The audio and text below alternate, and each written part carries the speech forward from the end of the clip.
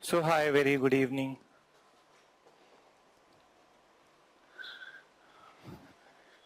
So yesterday the last thing that we discussed was Muhammad Sarangila. So we did mention about the last thing was Battle of Karnal, and then I mentioned about the terrible massacre that was done by the Nadir Shah in the streets of Delhi. He also looted Peacock Throne and Kohinoor Diamond. So this is what we said. 1748 Muhammad Sarangila died. Moreover, before the death of the Muhammad Sarangila, Nadir Shah was also done with his life then. So his successor was Ahmad Shah Abdali, and Abdali was the one who further weakened the power of the Mughals by invading the Mughal India 7 times. Then this 7 times was in between 1748 to 1767, and very first invasion of the Ahmad Shah Abdali was during the tenure of the last year of the Muhammad Shah Rangila. So it's a very coincidental thing that after Muhammad Shah Rangila's demise, the next Mughal emperor was also Ahmad Shah. Then his name was also Ahmad Shah, and the plunderer who was coming from the Afghanistan, Iran area, he was also Ahmad Shah, but with the title Abdali. Then, so this is a coincidence. Then, so you can write one last word, and then we can talk about that Ahmad Shah as a Mughal emperor. So there is not much to mention about that Ahmad Shah as a Mughal emperor. Like the other Mughal emperors, he was also not a very capable person. In fact, at his point of time, he gave everything, all the affairs of the kingdom in the hands of his mother, Udham Bai, and she was a lady of a poor intellect who mismanaged everything. So during the time of the Mughal Emperor Ahmad Shah, the invader Ahmad Shah Abdali invaded Mughal India 2 times, 1749 and 1752. So at this point of time, this Mughal emperor, he surrendered some of the area of the Mughal empire to the Abdali, and these areas were Multan and Punjab. So Multan and Punjab were surrendered to Abdali by the Mughal emperor Ahmad Shah. So please mention this little bit of thing about the person. So first you write that after the death of Nadir Shah,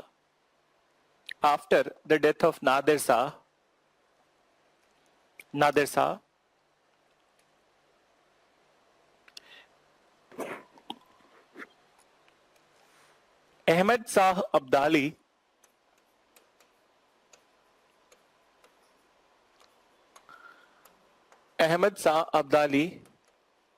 who was his successor,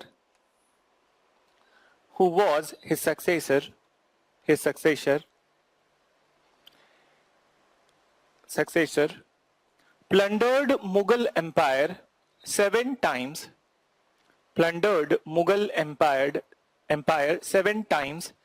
between 1748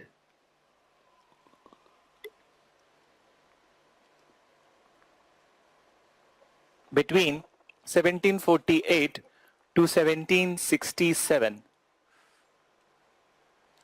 Between 1748 to 1767. So this is what happened. Then, now, what you can do, cut this Abdali, and he becomes the Mughal emperor.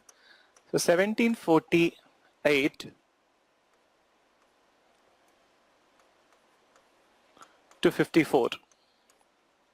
It seems like 59, which is, it is not 54.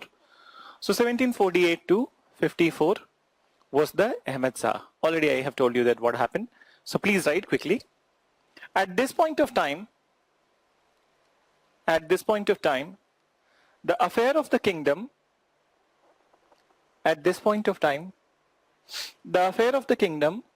was in the hands of,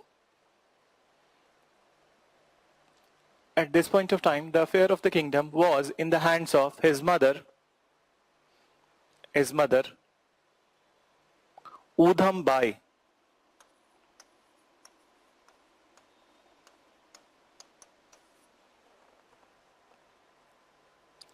Udham Bai. Full stop.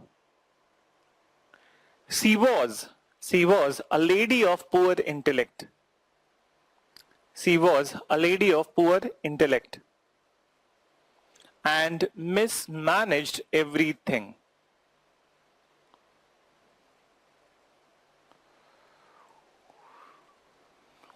And mismanaged everything. Full stop. Abdali invaded Delhi. Abdali invaded Delhi twice. Twice. That is in 1749 and 1752.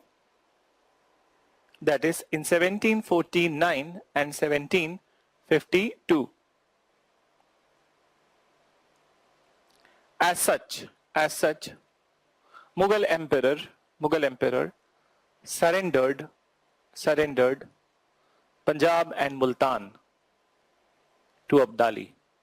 As such, Mughal emperor surrendered Punjab and Multan to Abdali.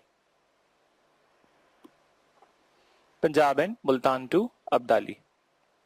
So this is what was about the Ahmed Shah. Then, now the next emperor after him was the Alamgir II, and see that it's not necessary that we need to mention these all people. In fact, that many a times not many a times, I don't expect that UPSC is going to ask a question from the Ahmed Shah or even the one which I'm going to mention, Alamgir II. They have not asked. But for one information, that is that Abdali was annexing the area of the Punjab and Multan. That's why we mentioned. Otherwise, we could have mentioned the name, year, and then we could have moved on. Then, so Abhi likho, the next person is the Alamgir II. So I don't want you to miss on chronology. That's why this part is mentioned. But yes, those who are important rulers, they would be mentioned. So Alamgir II, then, so Alamgir II, again, that during the tenure of the Alamgir II, what happened that at this point of time, the very important battle from the perspective of the British rise happened in India, though it's not directly involved with the Mughal emperor, but it happened in India, that is Battle of Plassey. So 1757 Battle of Plassey was fought during his tenure, though he is not the party to the battle, but during his tenure, this battle was fought. Then, and one more very important thing happened at his time. It's nothing in relation with him. Then, both the things in nothing in relation with him, but it happened during his tenure. So the question could be from the tenure, that who was the Mughal emperor at the time of the Battle of Plassey. So this could be one type of the question in the prelims. Or second information which I need to tell you, that at this point of time, Marathas, they were gaining power. And what they did, that Marathas invaded Delhi. Then, so Marathas invaded Delhi, and there was one outcome. When the very first time that this particular Ahmed Shah Abdali, he is invading Delhi area. So first invasion was at the time of the Muhammad Shah Rangila. Second and third was at the time of the Ahmed Shah. So when by the third invasion of the Ahmed Shah Abdali, he has also captured some area in Delhi also, and moreover, not only captured, but many of the Afghan people and one more type of the people from the Afghanistan, Rohillas. Then, so Rohillas and Afghans, they have created their base in Delhi. So they are also present in Delhi. In fact, there is a very popular area in Delhi, and many of you who must have been to that particular area, or maybe if you are a Delite, so you must be knowing there is a railway station, Sarai Rohilla. Sarai is a resting place. Sarai means the resting place, and Rohilla is indicating towards the Rohillas who came from Afghanistan area, who were the aides of the Ahmed Shah Abdali. So this was the area, Delhi ka jo Sarai Rohilla railway station hai, this was the area where they were having their influence and their homes, their houses, everything they built over here. So now in Delhi, these at Sarai Rohilla, these Afghans and Rohillas are also living. So what happened that at this point of time when Mughals invaded Delhi, it's not to expel the Mughal emperor from Delhi, but what they did that they tried to drive out Afghans and Rohilla from Delhi. Then, so this invasion was towards the Rohillas.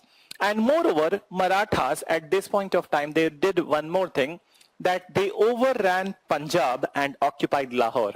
So now, you see what is happening over here, because this is important information in relation to the Battle of Panipat. Then, so first, Ahmed Shah Abdali getting Punjab, then from the Mughal emperor. And second time, the Marathas are overrunning Punjab. They are also driving out the Rohillas and Afghans from Delhi. At the same point of time, they are capturing the Punjab area. So this is the flashpoint where Ahmed Shah Abdali has decided to fight with the Marathas, and which is going to lead to the third battle of Panipat. Then, so that's why the third battle of Panipat was fought. So this was the reason. It's not the person whose name has been written over here. He is just for the namesake. But what happened at this point of time, that you need to know. So please write. During his tenure, Battle of Plassey. Let me write. During his tenure, Battle of Plassey, 1757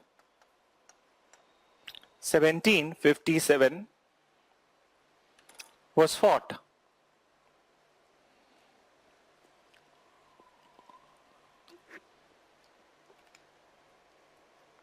Full stop. At this moment, Marathas invaded Delhi. At this moment, Marathas invaded Delhi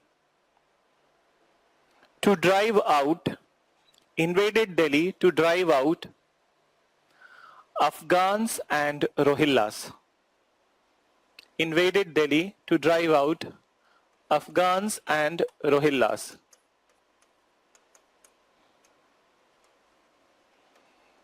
Afghans and Rohillas. Full stop. Rohillas from Delhi. Marathas also overran Punjab and occupied Lahore.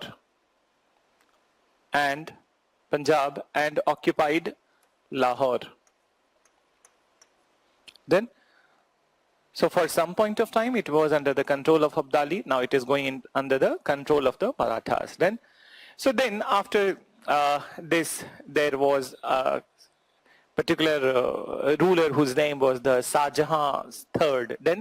And then after, he is just for the namesake, but within a year only, the very important ruler came to picture. That was the Shah Alam II. Then, so please mention.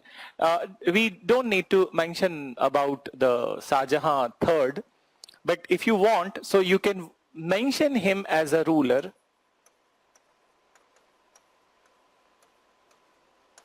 Shah Jahan III, just to complete the chronology, 59 to 60, and then next you mention Shah Alam II. So he is the most important person whom we need to discuss.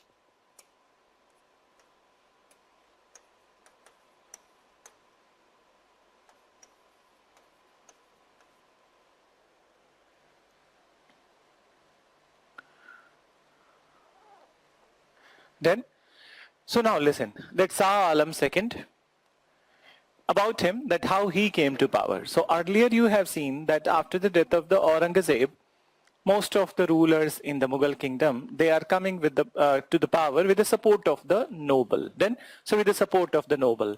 And moreover, by this point of time, that is the thing of the 1707, and by this point of time, 1760. So almost more than 50 years have gone from that time. And by this time, Marathas have much influence on the Mughal court. Then, so Marathas have emerged as a superior power by 1760 in India.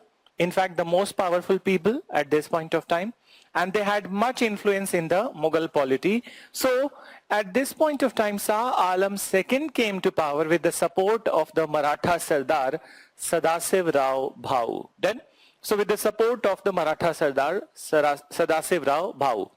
Moreover, that when it comes to Shah Alam II, so as compared to the other Mughal emperors, he was the man of ability and he was a man of a courage. So he was a man of ability, man of courage, but the empire was beyond redemption.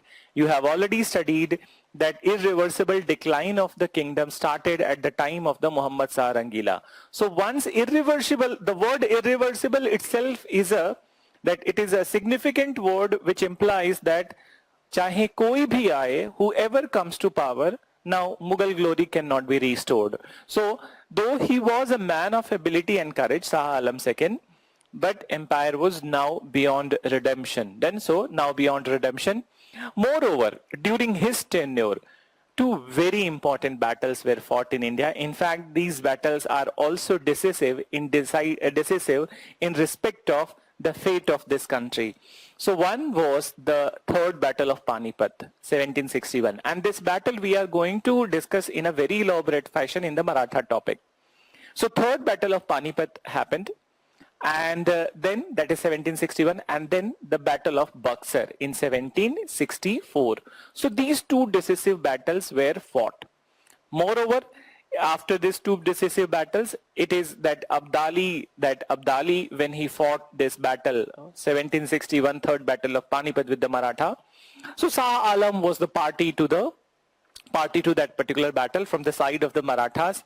And when Abdali was victorious in the third battle of Panipat, so when he was leaving Delhi with his people stationed in Delhi, he exiled Shah Alam from Delhi for 12 years. Then, so he was exiled for 12 years from Delhi, and Shah Alam II, the Mughal emperor, started to live in Allahabad. Then, so he was living in Allahabad, the place where already Akbar, when he was there, so he has created that on the banks of the Ganga, or you can say that banks of the Sangam, so created that big fort. So he was living over there. Then, so please mention few words about him.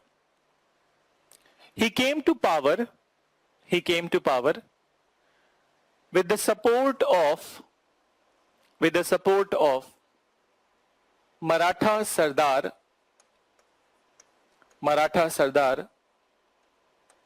Sadasiv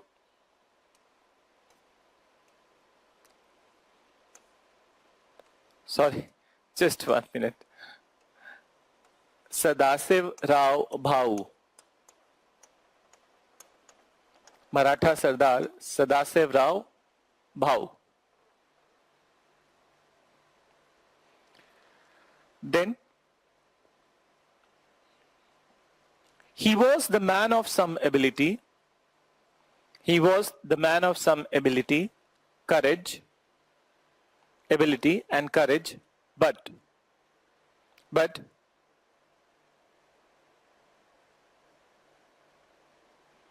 man of ability, courage, but the Mughal Empire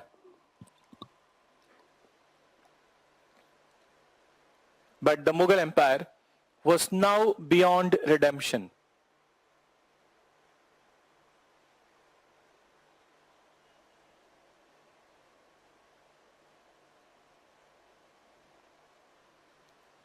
But now beyond redemption.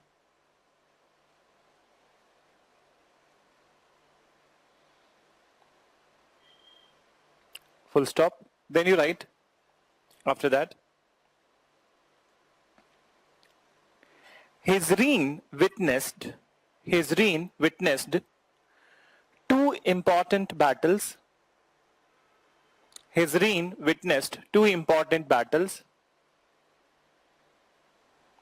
That is, third battle of Panipat in 1761. That is third battle of Panipat in 1761, and Battle of Buxar and Battle of Buxar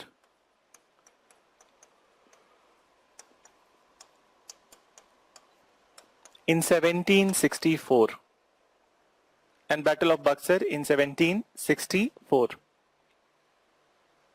Done?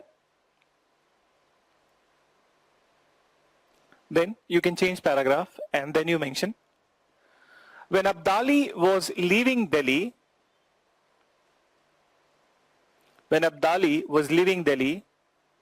he exiled Mughal emperor. When Abdali was leaving Delhi, he exiled Mughal emperor from Delhi for 12 years. He exiled Mughal emperor from Delhi for 12 years.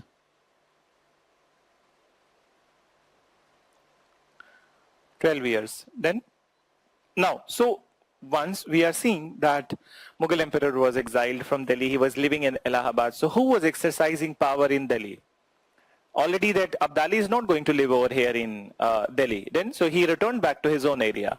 But he installed his own men at Delhi. So in Delhi, the power was exercised by the Rohillas then, and they were Nazibullah and Zabita Khan. So Nazibullah Khan and Zabita Khan, so they were the one who were exercising power. Now, one more thing you need to understand that 1761 that Maratha battle happened, or the third battle of Panipat has happened between the Marathas and Abdalis.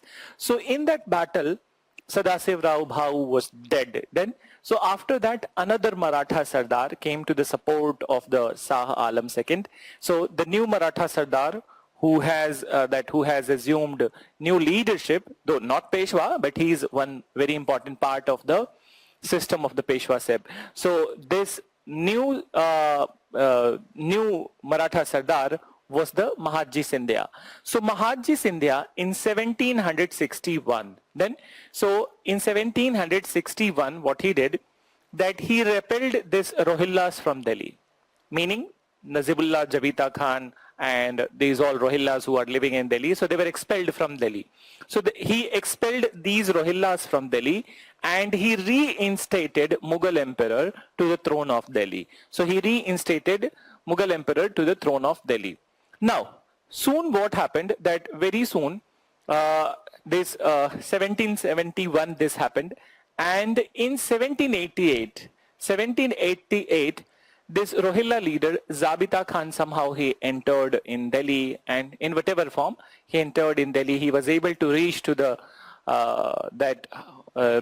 bedroom of the Shah Alam, and then he blinded Shah Alam. Then, so he took one kind of revenge, and then he blinded Shah Alam. Then this news reached to the Mahatji Scindia, and Mahatji Scindia finally decided to hunt down the Rohillas, and that's how he hunted down the Zabita Khan. So now the Rohilla influence was over for forever. Then, so it was over for forever, and Shah Alam's position was restored. He continued till 1806 as a blind emperor, and then finally he died. So please mention what you have mentioned, exiled for 12 years from Delhi. Then you mention, meanwhile, power in Delhi,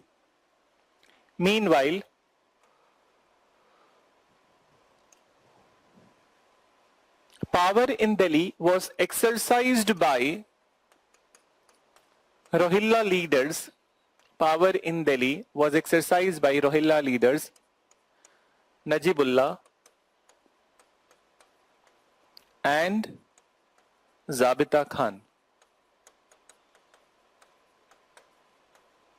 Najibullah and Zabita Khan. Full stop. Then further you mention after that.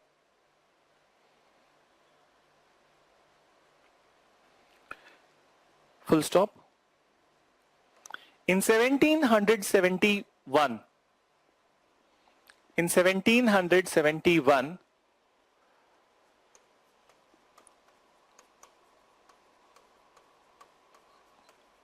Maratha Sardar Mahatji Scindia. Maratha Sardar Mahatji Scindia. You can see the spelling. Maratha Sardar Mahatji Scindia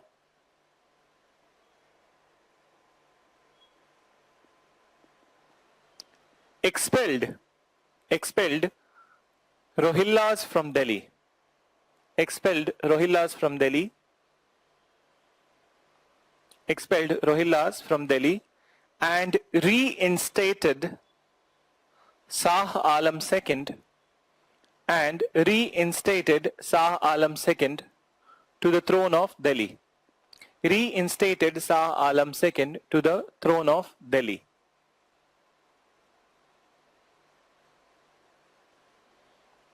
Done?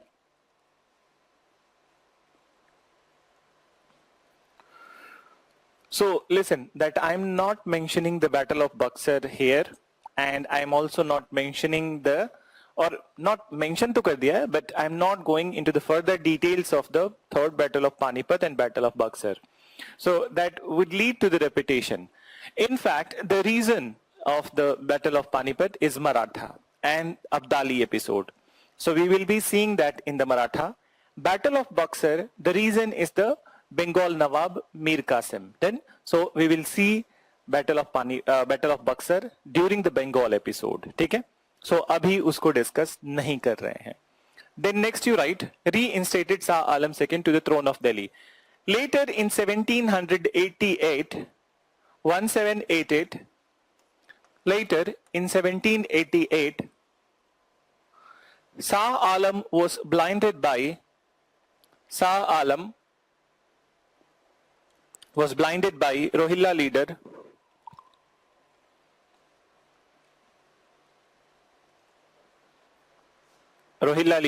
Zabita Khan.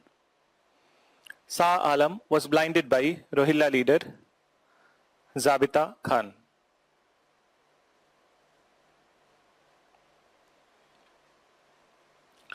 But soon, after full stop, but soon Mahatji Scindia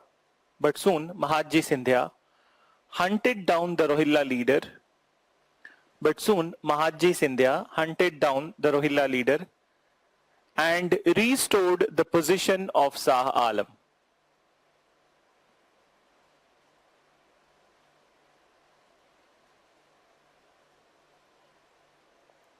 Restored the position of Shah Alam. So then now we are in the last leg of this later Mughals, and then we are going to talk about that very important topic from the perspective of both the stages of the exam. In fact, very recently there was a question from the topic which I am going to discuss in the prelims exam, and in mains there is always a possibility that there could be a question. So next emperor you write, we'll quickly see these all. Akbar II.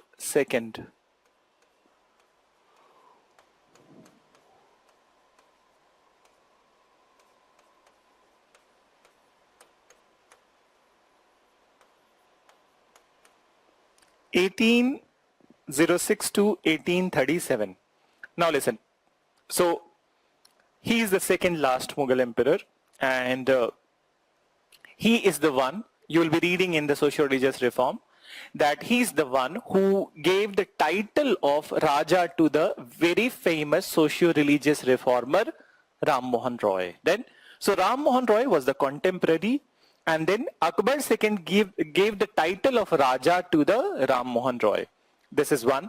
Second information about him, that this is also the time that 1835, British East India Company stopped minting coins from the name of the Mughal emperor. So though they were allowed to mint the coin and they had to kind of write the name of the Mughal emperor, so from here onwards they started to mint coin with the name of their own kings like King Edward, Queen Victoria, Queen Elizabeth, whatever, then, but not with the Mughal emperor. So this is a kind of a bullying to the Mughal emperor, then, meaning that now they are even not going to provide a nominal respect to the Mughal emperor. Then, so you can see that how nuisant the British have become by this point of time. Then he died in 1837, and it's also, there is one more episode of the Akbar II, that Ram Mohan Roy, who was given the Raja title by him. So what happened, that these all Rajas, that these all Mughals, after the Battle of Buxar and many such episodes of the battle with the Britishers, they have become the pensioned Nawabs then, and Britishers were giving them the pensions then.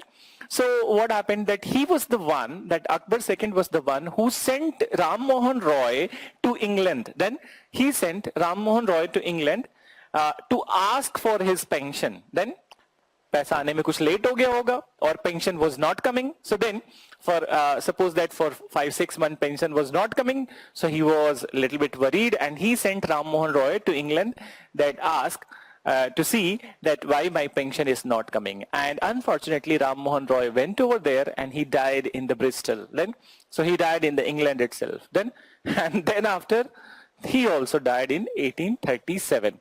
So then comes the reign of the last Mughal emperor, Bahadur Shah Zafar. Please write a little bit about him. He gave the title of Raja. He gave the title of Raja.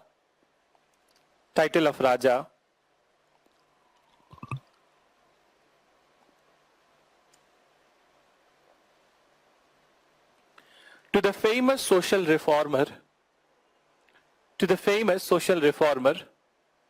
Ram Mohan Roy. To the famous social reformer Ram Mohan Roy. Full stop. In 1835,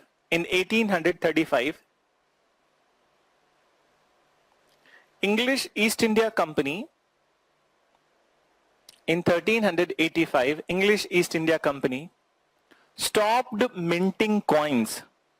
English East India Company stopped minting coins in the name of Mughal emperor. Stopped minting coins in the name of Mughal emperor. And then the last person to talk about,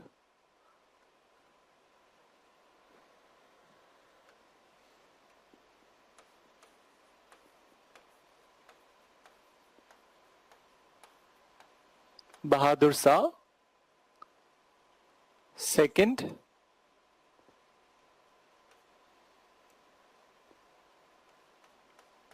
or Bahadur Shah Zafar. So Bahadur Shah II or Bahadur Shah Zafar.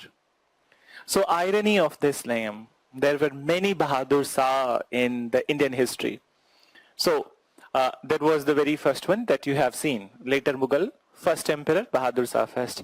Then he is the last one. So first and last in the later Mughal, they are the Bahadur Shah. Then there was a Bahadur Shah of Gujarat also.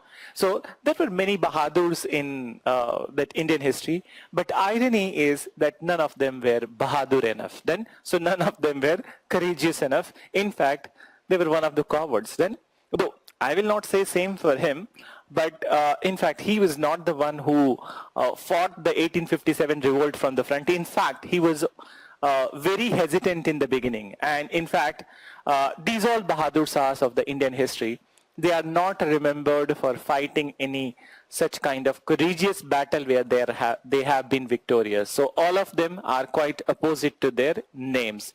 But somehow he has a respect in the circles because during his time 1857 revolt happened, though after initial hesitation, he gave permission to continue the battle, continue the revolt with his name. So for that he is remembered. Then so for that he is remembered, but otherwise contribution wise negligent. Then so listen, that he was the Bahadur Shah II, and since he was fond of the poetry, he was writing those Sher, Sairi, Ghazal, then, so he was writing this with the pen name of the Zafar. So that's why he was also called as the Bahadur Shah Zafar. Now, so the information that we need to tell about him, that 1857, the mighty revolt of the 1857 happened at his point of time, and in legal terms, so though this that the outcome of the 1857 revolt, initially it was quite heroic, but later on it was very well suppressed by the Britishers then. So in legal terms, this Mughal rule came to an end on 1st of November 1858 with the declaration of the Queen Victoria. So please mention about him 1837 to 57, and then you write, he wrote poetries with the pen name Zafar.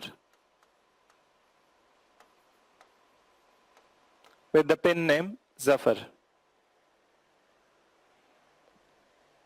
He wrote poetry with the pen name Zafar. Full stop. Then you write, during his tenure, mighty revolt of 1857 happened.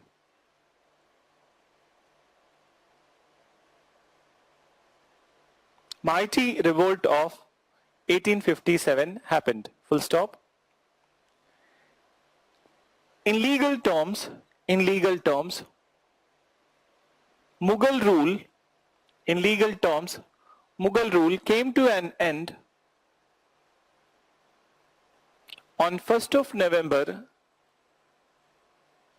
1858 with the declaration of Queen Victoria. So this is what is about the later Mughals. Then, so this topic is complete, and I would like to show you something. Just give me a minute.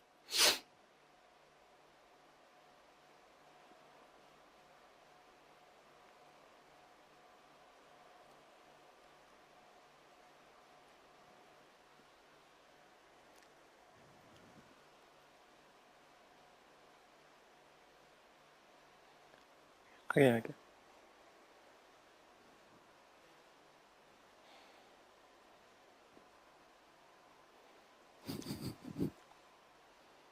Just go. Sit up करना पड़ेगा.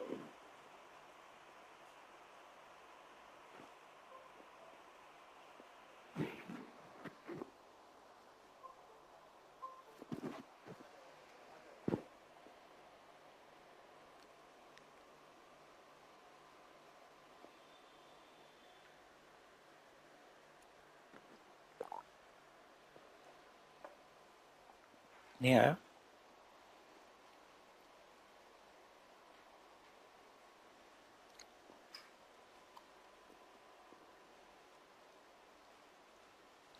So I did created some PPTs for you so that it would be quick for revision.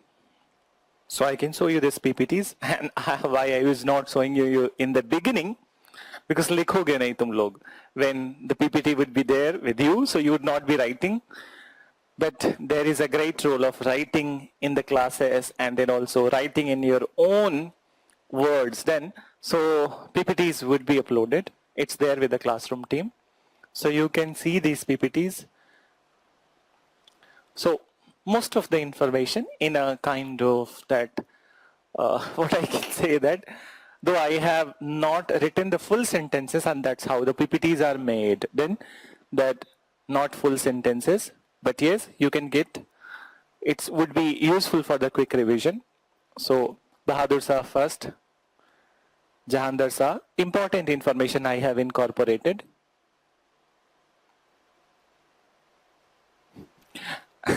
See that I would not stop over here because देखो ये अब ये पढ़ोगे तो पढ़ते रह जाओगे. Then so I'm just showing you that it is there and it would be uploaded. ठीक है? Farooq Siyar, then Royal Farman of 1717. All the important three parts I have incorporated here. Then Muhammad Shah Rangila, what all things happened at his point of time, that is also incorporated. For quick revision, it is useful. Then these two names also, Alamgir II. So it's there. Then in last, I have mentioned the reign of Shah Jahan III, 1759 to 60, and Shah Alam II that you read today. So all the important informations has been incorporated. So Battle of Buxar I do have incorporated, but I'm not telling you it over here. We'll be talking about that in the Battle of Buxar in Bengal episode. Okay? And Akbar's second, and then finally Bahadur Shah Zafar. Then, so this is what is all about this PPT. In fact, I have also created, see that not in all the topics I have created the PPTs because it's going on that abhi saath mein hi chal raha tha. So some PPTs I have created, for example, that Advent of Europeans ka bhi banaya hai. So you can see that, and that will also be uploaded. Okay? So Advent of Europeans, In fact, in art and culture, I have created so many PPTs. See that there was uncertainty at this point of time, and we never knew that when the classes will open, when you will be in the offline mode. So I thought that why not create these PPTs with the images so that it would be bit interactive. So the usage of the image PPT is more useful in the art and culture. So advent of Europeans in India. So important information about all the companies. Portuguese, this much. Then 2 pages related to them. Then Dutch East India Company, itna kafi hai. Danish East India Company, so 1 page. Then English East India Company, it could be 2 pages. Then the last one, 3 pages. So French East India Company, 1 page. So this would be useful for the quick revision. Or maybe you are traveling, you are going some places, so you can read these all things while you are traveling. Or suppose that you are at the different place.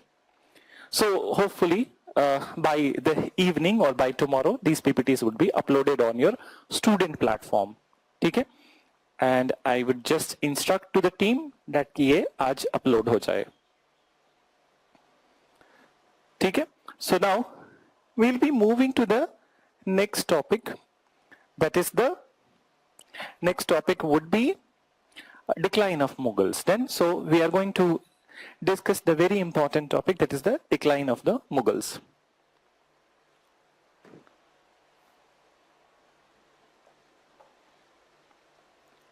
So let's begin with the topic decline of Mughals.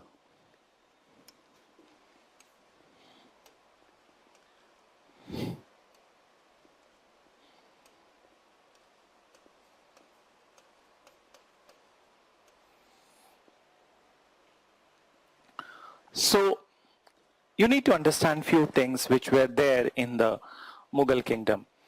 So first of all, we need to have a look at the hierarchy, the system in the Mughal court. So system in the Mughal court, and you know that the highest position or the topmost position, obviously it is the position of the king. So the monarch, Badshah, is at the topmost position.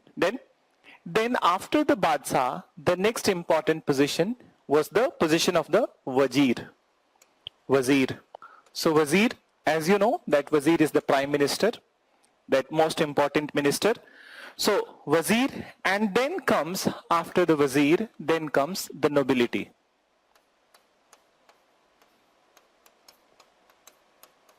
So I told you yesterday that why these all nobles who are there, why not they are, when they are able to install a person at the position of the king, why not they become the king? I mentioned to you, I think that somebody asked yesterday. So I answered that legitimacy, how the subjects will respond to that. So they were rather than becoming king, they were trying for this position. Everybody was running for this position, that is Wazir. So everybody was running for the position of the Wazir, and it was very easier for them. Once you become the Wazir, all the power is there in your hand. Then, so because most of the later Mughal emperors, I'm not saying all of them, but most of the later Mughal emperors, they were imbecile. Sab gadhe the. Then, so now, so look at this nobility. So when it comes to the nobility, so yesterday also I mentioned that there were many descents or races of the nobility. Descent would be better. So the nobility were from their descent I'm writing. So there used to be Turkish group. Very important. So nobles, Turkish origin nobles. Then there used to be Persian origin nobles. Persians. There used to be Afghans, and there used to be Indians. So there were 4 descent of the nobles, then Turkish, Persian, and Afghans, and Indians. So Turkish, often that the way they are mentioned in the history books, so local versions also we need to write. They are called as Turani nobles. Persians are Irani nobles. Afghans were Durrani noble. And Indians were Hindustani nobles.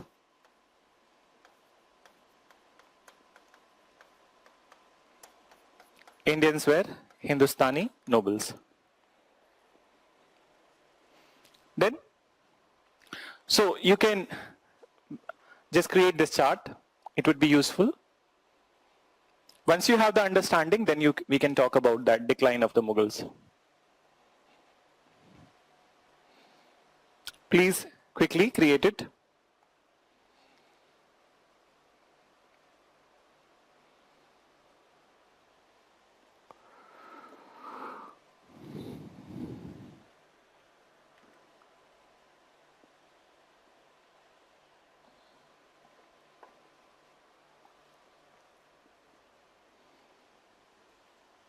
So I hope you have created it.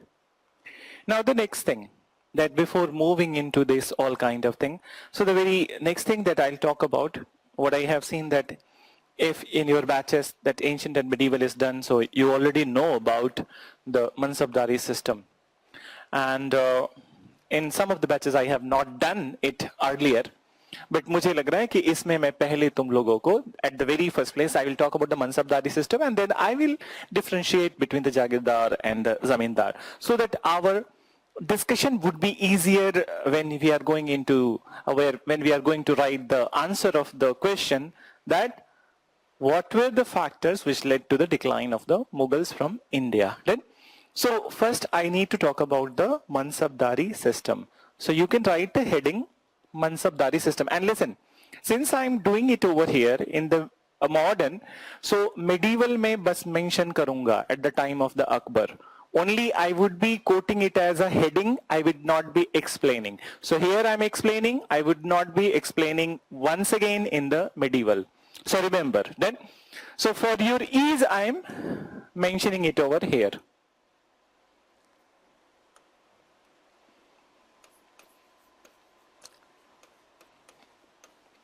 Mansabdari system.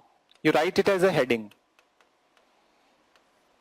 Now, looking at the word, it seems to be a kind of that it is a big such system, and then it must have one such very big meaning. But in reality, Mansabdari is a very simple thing.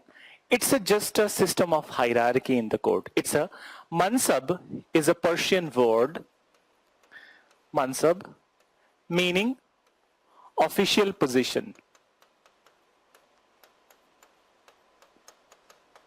So basically this system is nothing but this is the hierarchy of the official position, or this is the indication of the official position of a particular noble, of a particular officer in the Mughal kingdom. Then, so this system started at the time of the Akbar. Then, so Mansab, meaning of the Mansab word is official position.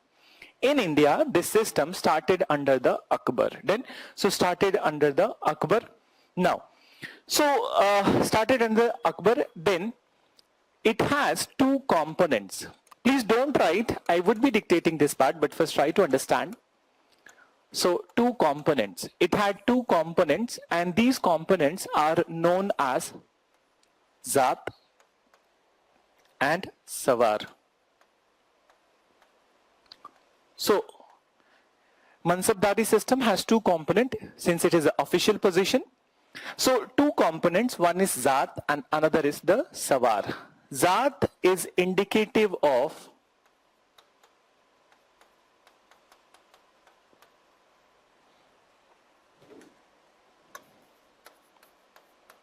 personal rank of a Mansabdar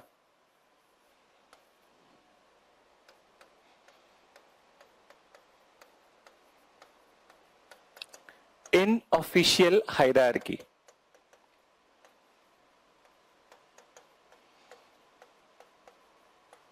In official hierarchy. So Zat is what? Again, once again listen, that Mansab is a word which means official position, and the system of ranking the officials is known as the Mansabdari system. Right? So the system of ranking the officials, all the officers in the Mughal kingdom, is the Mansabdari system. This system has two components. The first component is Zaat, which is indicative of the personal rank of a Mansabdar in official hierarchy. And second is the Sawar. So Sawar is indicative of his responsibility. So, and what is responsibility? The number of the horses, then number of the horses and the soldiers that would be under one Mansabdar, or according to the rank of a Mansabdar, how many horses he would be maintaining, how many horses and soldiers he would be maintaining in the service of the Mughal emperor. So Sawar is indicative of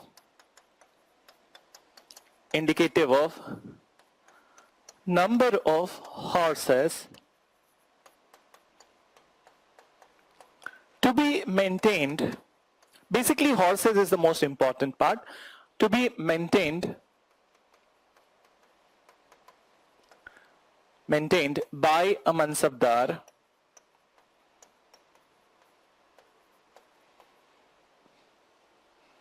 indicative of number of horses to be maintained by a Mansabdar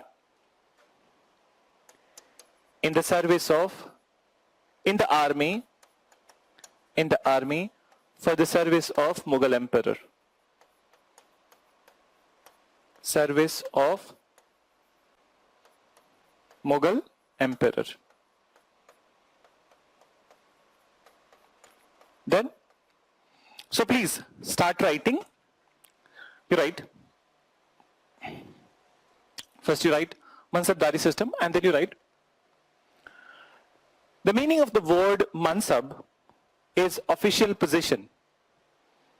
The meaning of the word Mansab is official position.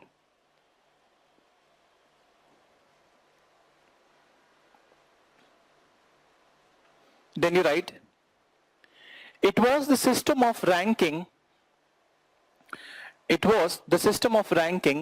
officials. It was the system of ranking officials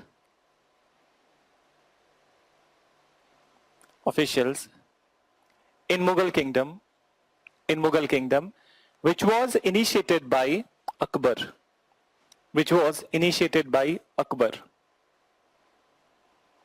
So you can say that this is Mansabdari system is indicative of the bureaucracy which was there at the time of the Akbar. Then so it's their bureaucracy. Then so Rajsahi. Then further you mention started by Akbar. Then you write it had two components. There are few more things which would be incorporated here. So please write.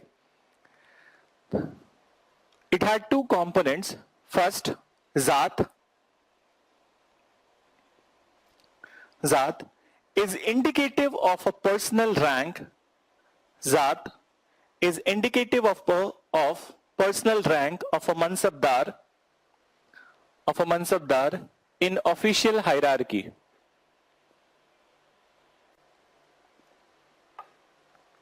In official hierarchy.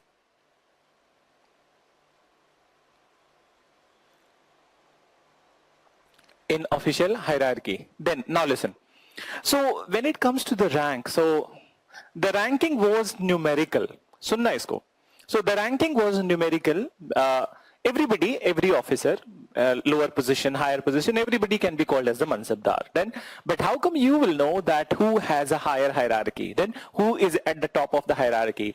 Looking at the numericals before his Mansabdar status. Then, so it starts from the 100.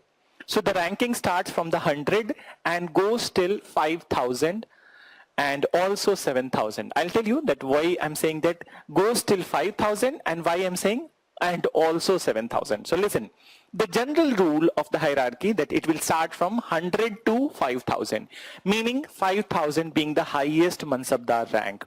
But exceptions were there. That exceptions were 7,000 Mansabdar rank.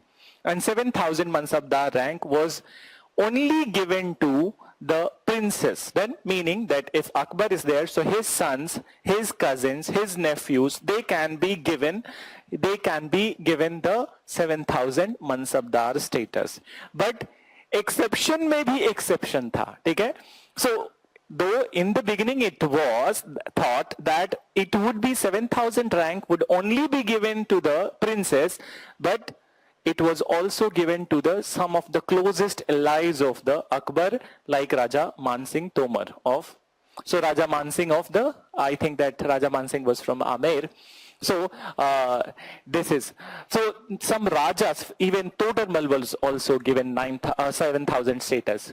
So some people were given, only few number of the people were given 7,000 rank, but otherwise highest rank was the 5,000. Then, so you write that, just 1 minute, I'm just trying to frame the sentence that how I would be putting it into the sentence. So you write that the rank starts from 100, the rank starts from 100, the rank started from 100, and highest rank was 5,000. Highest rank was 5,000.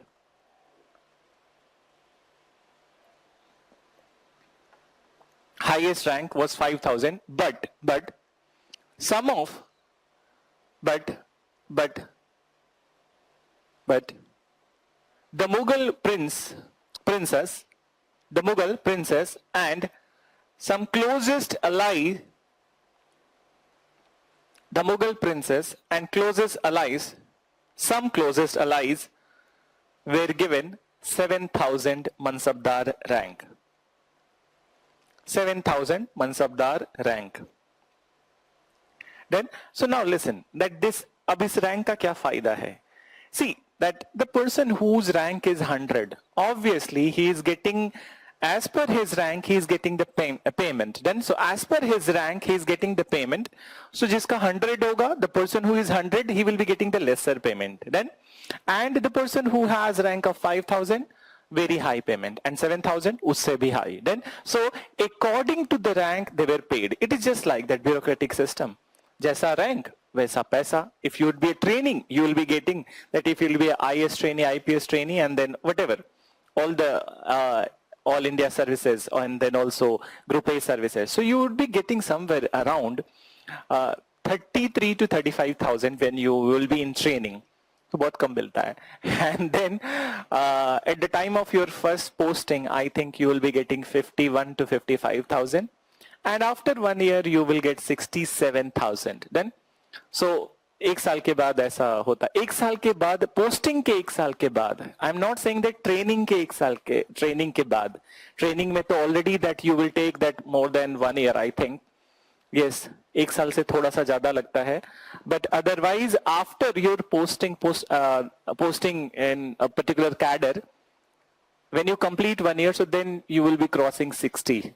And from services to services, it differs little bit. For example, that those who are in the railway, they get little bit more as compared to the IAS officers and then IPS officers. So if you are thinking that after the selection, you will be getting so much of money so that you will party, so don't think in that fashion. You will have to save something from this time onwards so that you can party after the selection. So you have written this one, rank ka system ho gaya. Now the question arises at this place, Jat only. We will go to Sawar later on. Okay? Now how the payment was made. So how the payment was made? Listen, payment was made in two ways. Payment was made in two ways. One is the very first one is the cash payment. Then, so cash payment, the person, the officer or mansabdar who got the cash payment, he was often known as the Nakdi Mansabdar. But there was another system of the payment whereby Jagirs were given to the Mansabdar. So when a Jagir is given to a Mansabdar, what is a Jagir? Jagir is a piece of land. Then, so it is a piece of land or tract of the land which is given to, granted to Mansabdar. So then that Mansabdar would be called as the Jagirdar. Then, so that Mansabdar is the Jagirdar, but if anybody is getting cash payment, so he would be the Nakdi Mansabdar. So please write.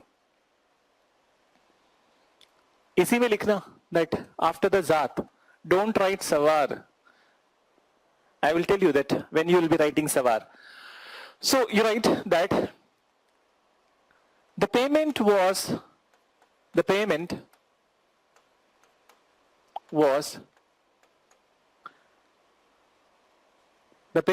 system of payment was cash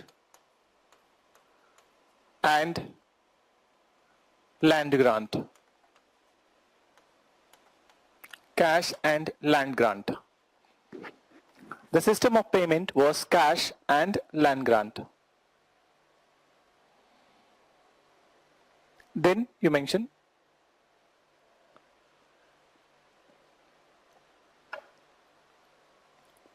after that. So whenever, then you write whenever payment was in cash, officer was known as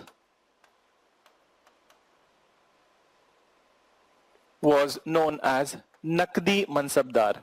I hope you know. Nakad is a word for the cash, so Nakdi Mansabdar. So whenever payment was in cash, officer was known as Nakdi Mansabdar. And then you write, those who got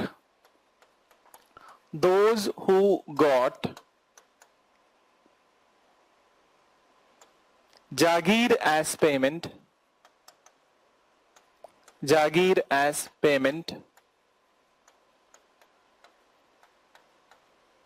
were known as Jagirdar.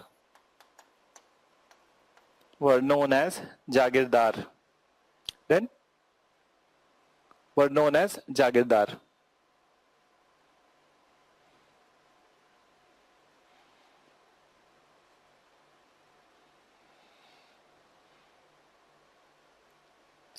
So now, listen.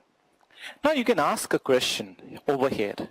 That you can ask a question, not in the very first one. Suppose that somebody is a kind of a Nakdi Mansabdar, so he has done some service to the Mughal king, and then according to his service, he has been given the payment. Then, so यहाँ पे कोई लोचा नहीं है. Then, but the problem is over here at the Jagirdari. So in Jagirdari Mansabdar or Jagirdar, that Jagir, when the Jagir is given, so the question arises, what was the type of this Jagir? That was it as permanent or it was temporary? So was this Jagir temporary or permanent? So majority of the places and majority of this Jagir was temporary, but there were permanent Jagirs also. So listen, that there are, so this system of the kind of granting the land was both that majority of the land or majority of the grant was temporary, meaning given for the temporary period. So this type of the Jagir, which was given for the temporary period, it was known as the Tankha Jagir. I would be writing this thing. There are many such words. So Tankha Jagir, and whenever this payment was made in the form of the permanent thing, this Jagir was given as a permanent, so it was known as the Watan Jagir. So Watan Jagir and Tankha Jagir. So you write that, after this you write,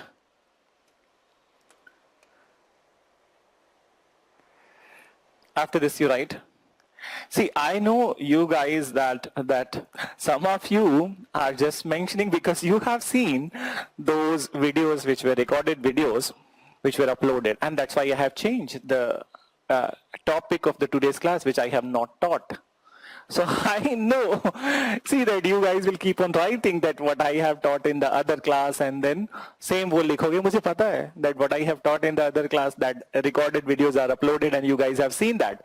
So I thought that why not change it, and I can change the entire, not entire, but near about 30 to 35% of the thing in the class itself. Then when I get to know that some of you have seen that, so I can change the modus operandi also, and I can change that entire, not entire, 35% of the details also, which has been mentioned in the recorded, and that would be very different over here. So please don't do that then. So yes, I know that some of you have seen that in the medieval history. So this is a further value addition. So both the things that you will not find it that in the recorded modern also and in the medieval that you have studied over there at the time of the Akbar. Then, so we are looking at the Mansabdari. Now, those who have studied at the time of the Akbar, so that was beginning. But now we are looking at the Mansabdari from the time of Akbar till the later Mughal Empire. So some advancement, some new things have happened in the Mansabdari. That's all incorporated over here. Then, so initially at the time of the Akbar, it was just temporary, but later on, the Watan also got incorporated. So please mention that those who got the Jagir as payment were known as Jagirdar. Then you write that there were two types of Jagir.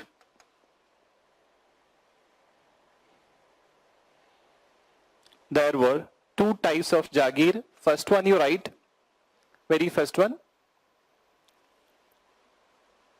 Tankha Jagir.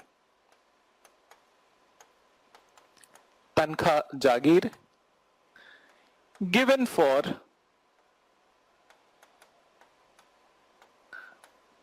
temporary period. Given for temporary period. And second,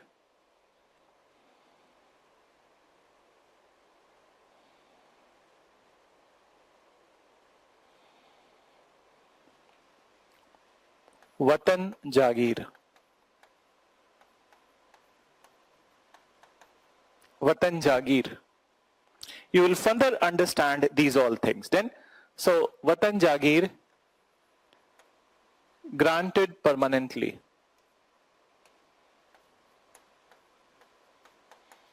Granted permanently. So granted permanently. So Tankha Jagir, it was given for the temporary period, and then the next one was the Watan Jagir, it was given permanently.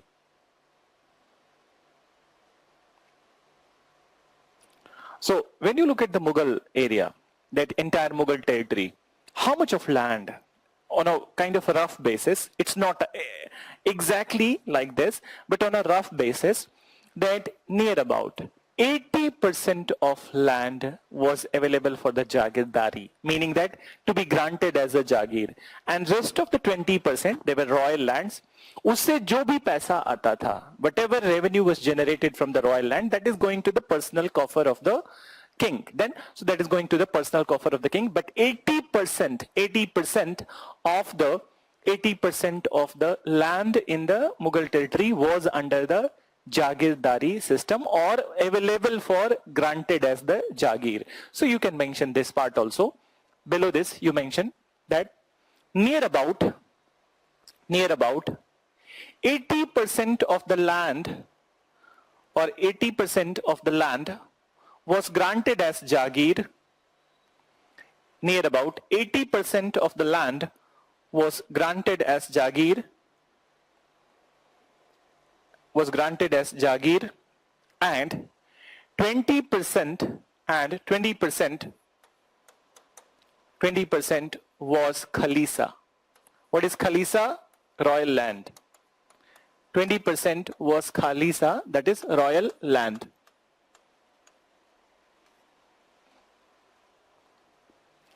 So 20% was खालीसा.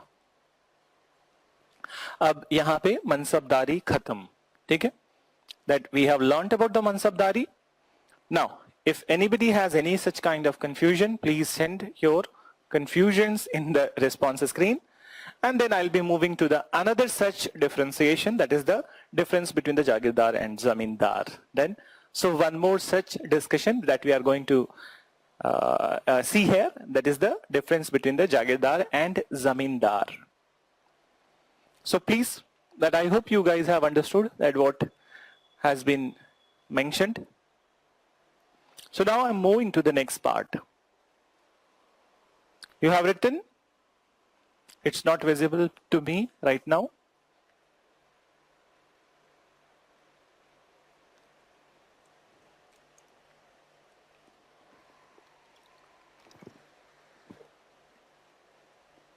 Oh, sorry. Sawar we haven't mentioned. Thank you, Ashish. Sawar. Ek bach gaya. Chalo. So now I'll mention about the Sawar. So the last thing. So Sawar already, go back to the part where I have mentioned it. Isko likh lo. The second component was Sawar, and then you write what has been written over here. So you write, second component was Sawar, and then you write, it is indicative of number of horses.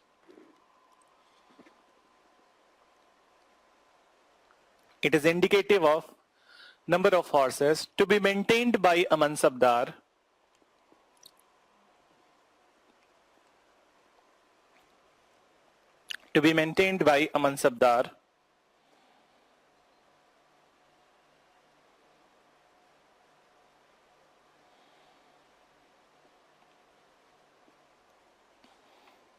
in the army for the service of Mughal emperor. So ये तो responsibility वाला part हो गया. So जिसकी rank ज़्यादा, suppose that somebody has 100 rank, so according to his rank he would be maintaining 2 horses, but the person who has 200 rank, 4 horses, 2000 rank, 40 horses. Then, so this way, according to the rank, the number of the horses to be maintained will also increase.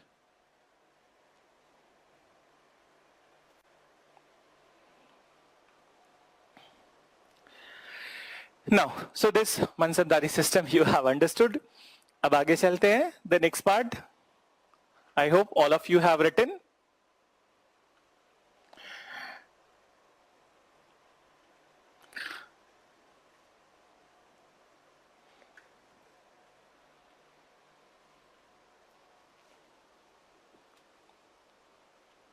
Sometimes your queries are quite distracting, as if that you guys are not focused in the classes.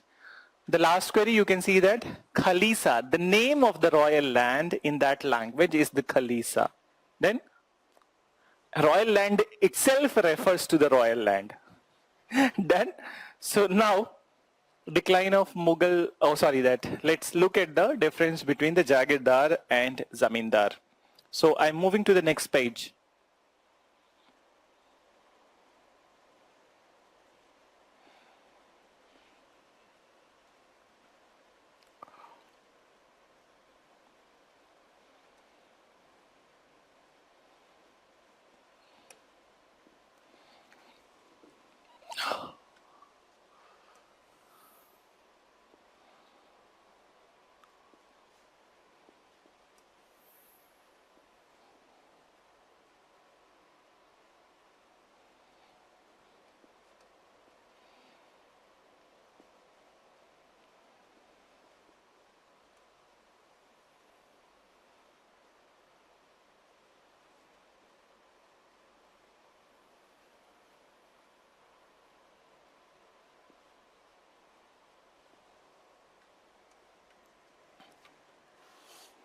So please write at this place, Jagirdar, and this place, Zamindar.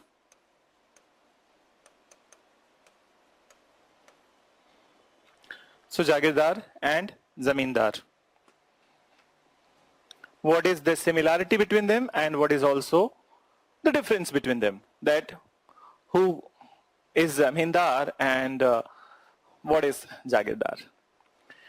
So now, listen. First, I'll talk about the Zamindar. This is a one word which you hear from long time, and then even before the preparation, I hope that you must have been aware, you must be aware with this word. So Zamindar, who is Zamindar? Zamindar was basically a hereditary post.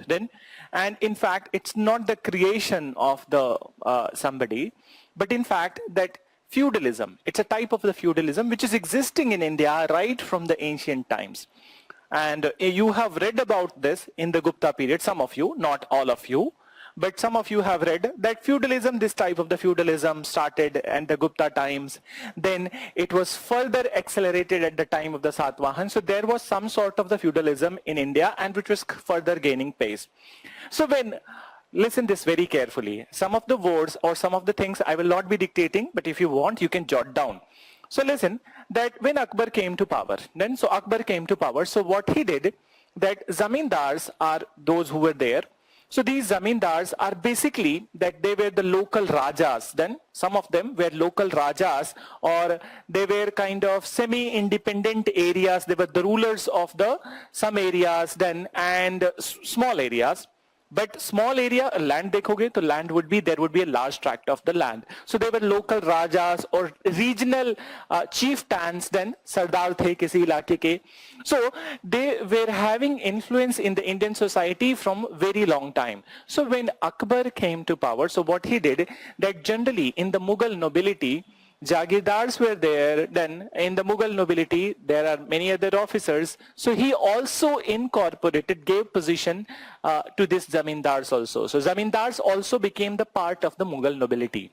So the nobility which we discussed in the beginning, so it includes the zamindars also. So it includes the zamindars also.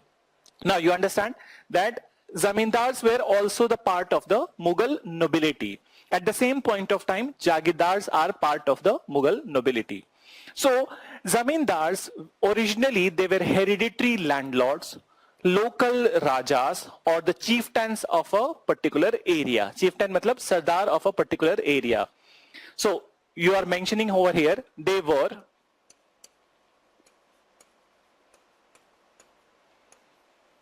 hereditary landlords,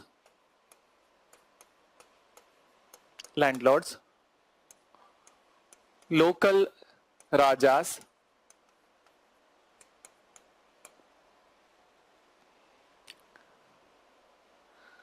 regional chieftains,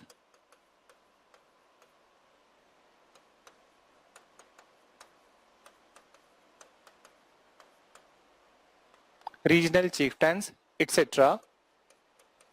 from ancient times. From ancient times.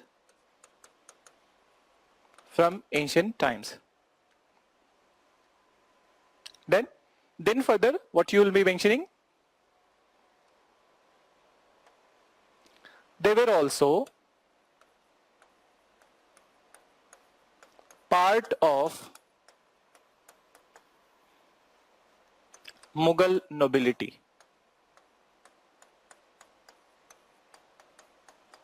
They were also part of Mughal nobility.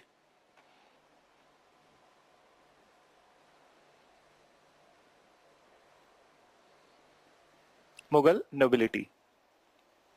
Then who is Jagirdar? They are also the Jagirdars are basically they are the Mughal nobles. Then right from the beginning they are the Mughal nobles who have been granted the lands in lieu of their service. So who have been granted the land in lieu of their service, and what was the nature of this service? So basically it incorporates all the official kind of services, including the military services. So you write that they are Mughal nobles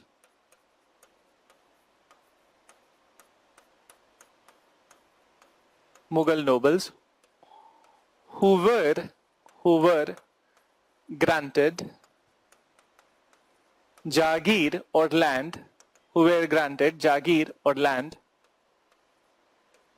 in lieu of their service.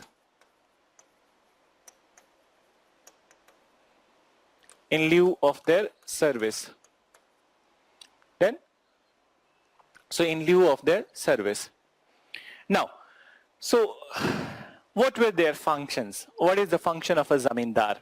So the function of the zamindar was revenue collection. Then, so the functions of zamindar was revenue collection. Moreover, he also needed to maintain law and order, and he also had judicial rights in his own area. Then, so suppose that there is a zamindar and the name of the area is the Banaras. Then, so in the Banaras area, the zamindar, whoever is the zamindar, so he would be collecting the revenue from the people of that area. Then he would also be maintaining the law and order function over there. Then, and he will, for maintaining the law and order function, he must have the judicial power. Then, so he had the judicial function also, he had the law and order function also. So please mention that. Next you write, they needed to collect revenue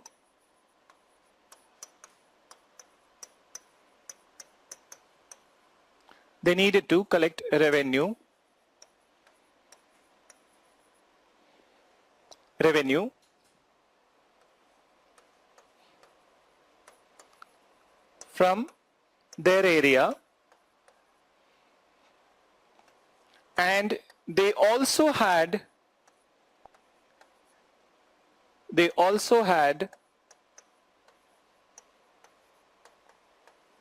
judicial power. They also have judicial power and maintained law and order in that area. Maintained law and order in their area. Then, so judicial power थे, जैसे झगड़े हुए, जैसे आज भी होता है बहुत जगह पे, that for example that you must have heard about the Khap Panchayats. Then, so Khap Panchayats, what is that? Khap Panchayat, it's not a constitutional system of adjudicating the dispute between the people, but it is very popular in the Western UP, it is very popular in the Haryana. So it's a kind of a old kind of a traditional system whereby some dispute is there and then the Khaps are there. So Khaps are deciding कि आपको क्या करना है, आपको क्या करना है. They are middling in between. Then, so this way here that these people, since they are the hereditary landlords or local rajas or regional chieftains, so from long time people are respecting them. So obviously if they have the judicial power, they are adjudicating the disputes between the people. So that is good. Then, so they had this judicial powers, which was Akbar respected that thing, and they also maintained the law and order in their area. So this is what is the Jamindar part. Then what is there in the Jagirdar? So Jagirdar, that there also, their most important function was also revenue collection. So revenue collection दोनों में common है, ठीक है? Their most important function was revenue collection, but they also needed to maintain army for the Mughal emperor. So here, Jamindar would not be maintaining an army for the Mughal emperor. Then, but Jagirdar will have to maintain army for a Mughal emperor. That army will include the soldiers and it will include the horses. Then elephants also in some cases. Then, so you mention at this place, you write that they also collected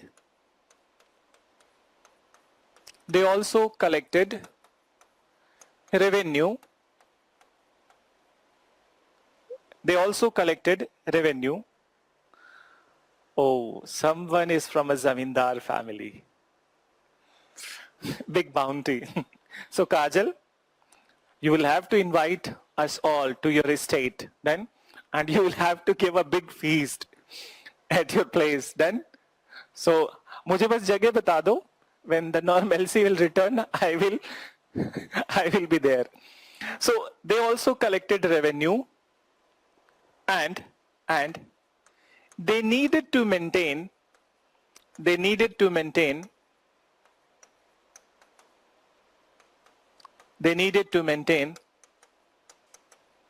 army in the service of Mughal emperor. In the service of Mughal emperor. in the service of Mughal emperor. Then, so this is what is here. I hope you have understood. I have written in the very clear words. One last thing. So already that the word is mentioned, hereditary landlord. मतलब पुश्त दर पुश्त. In Hindi, this is what we'll say, that पुश्त दर पुश्त, जमाने से जमाने तक, it was going from that going inside one family. Then, so it is hereditary in nature. So landlords, the land which is belonging to the landlords, that is hereditary in nature. But Jagirdar section, it was not at all hereditary. Then, so it was not at all hereditary, and at any point of time, it can be taken back by the Mughal emperor. Then, so the word that you have written that Tankha Jagir and Watan Jagir. So Tankha would be in this Jagirdar. Watan would be in the Zamindar, because their land is for the permanent time. Then, so that would be Watan. That is their Watan. Then, and then theirs is not permanent. It is not hereditary. So this would be basically the Tankha one. Then, I hope you are understanding. So one last thing that I'll be mentioning, that would be below that table. So you can write that land grant was temporary. Land grant was temporary.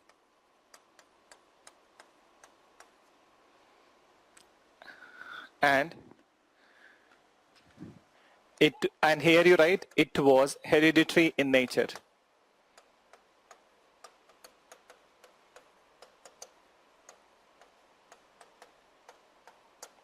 It was hereditary in nature.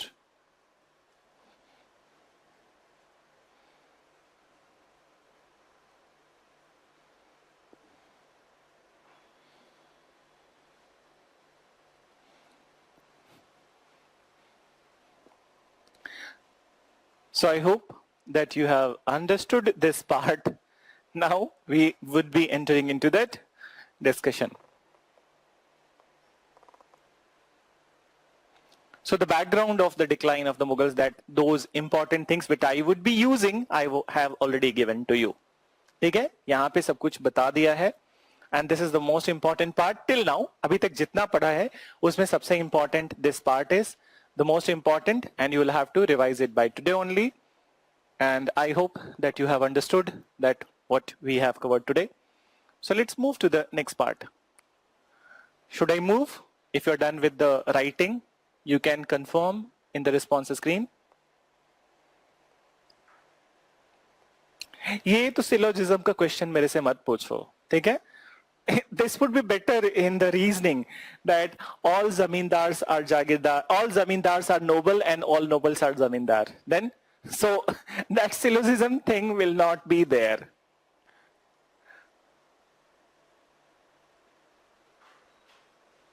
See, there are few things that you guys will have to figure out. Somebody has asked, name is not visible to me. So Naqdi and Zamindar, Naqdi Mansabdar, it's a very, very easier one.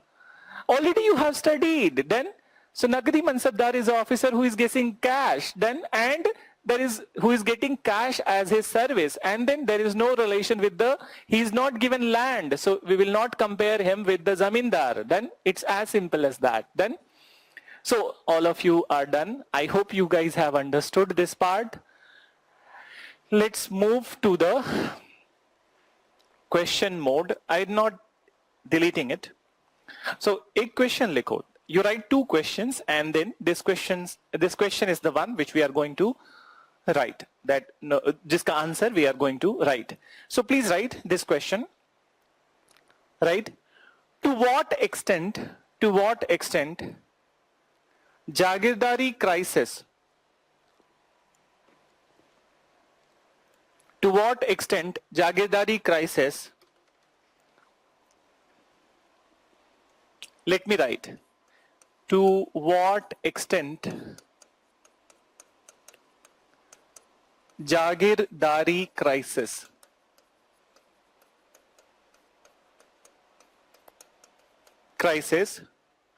was responsible for the decline of was responsible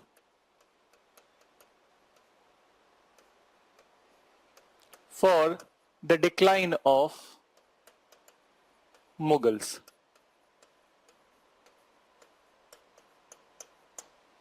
So to what extent the Jagirdari crisis was responsible for the decline of Mughals? Okay? And the same question can be mentioned in this way. So answer दोनों questions का same होगा.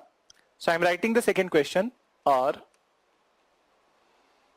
discuss the factors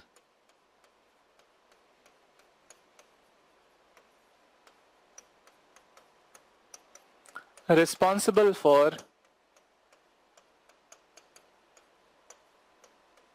decline of Mughals. Discuss the factors responsible for decline of Mughals or Mughal Empire in India.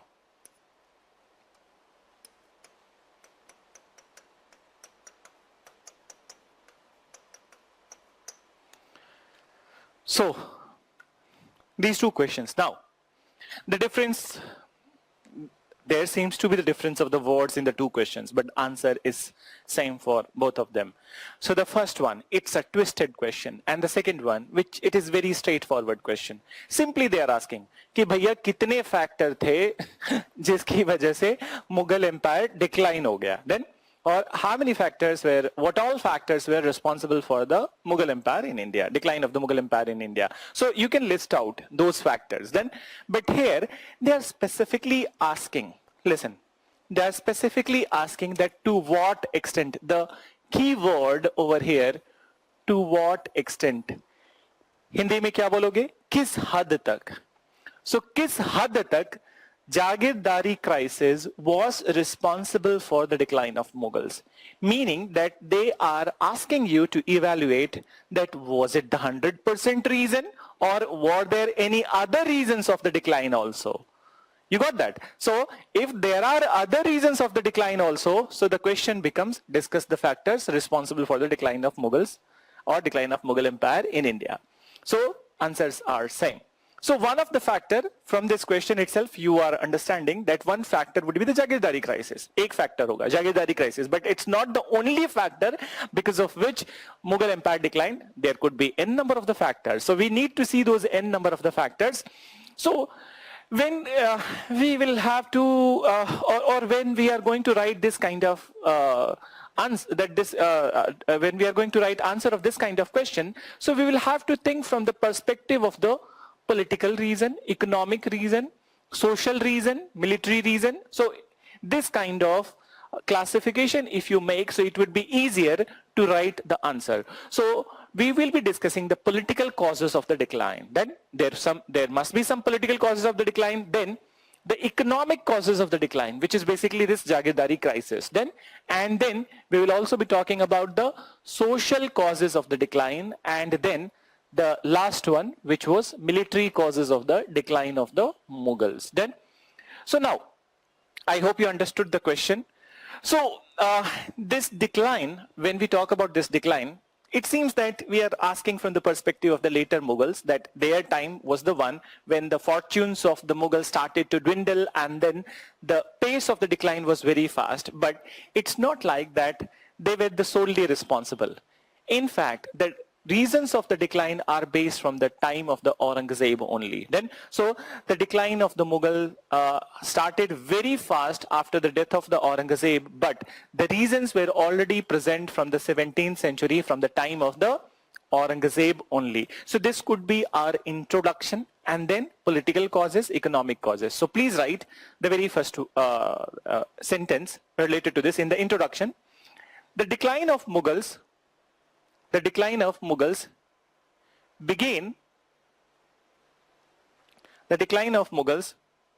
began with the death of Aurangzeb in 1707. With the death of Aurangzeb in 1707, but The reasons were already present, but the reasons were already present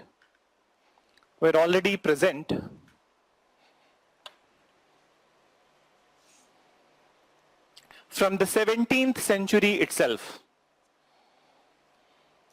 From the 17th century itself.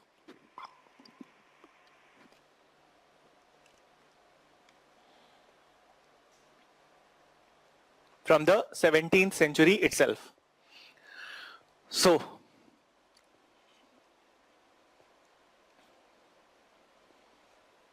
please write political causes.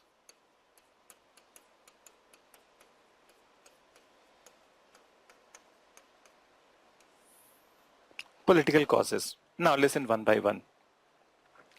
So the most important thing in the political causes, you have some of you again saying same thing, that some of you have studied medieval, so they know, but for RB2, you don't know about the Aurangzeb, what happened at that point of time. You know about Aurangzeb, but what happened at his point of time, that you don't know.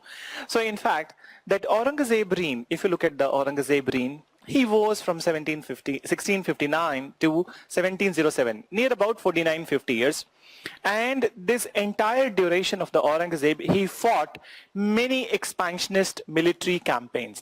So he was always in a very expansionist campaign, and these campaigns included the state of Marathwada, then Bijapur, Golconda. So there were many areas which he won easily, but the bigger ones were the Golconda, Bijapur, and then Marathwada area. In fact, it is said that in the Maratha area, it was a kind of crest and trough all the time, that sometime it seemed that he is at a kind of a higher position, that he is having an upper hand, but the moment he realized that he is having upper hand, the situation was changed and then it was down. So in Maratha, we can say that in Maratha area, he was never fully victorious. In fact, he was just partially victorious in the Maratha area. Then when it comes to the Bijapur and Golconda, so by 1780s, he was not having any success in the Bijapur Golconda, because for reaching Bijapur Golconda, he must have to pass the Maratha area. So possible nahi tha, but in 1680, when Shivaji's death happened, so after the death of the Shivaji, it was possible for him to win the Bijapur and Golconda. So he won the Bijapur and Golconda in 1686 and 87. But these all campaigns, these three particularly, Maratha, Bijapur and Golconda, they were very expensive campaigns. So they were very expensive campaigns, and you know that in war, so much goes into the war. Often people say that there is one person who is victorious in a war.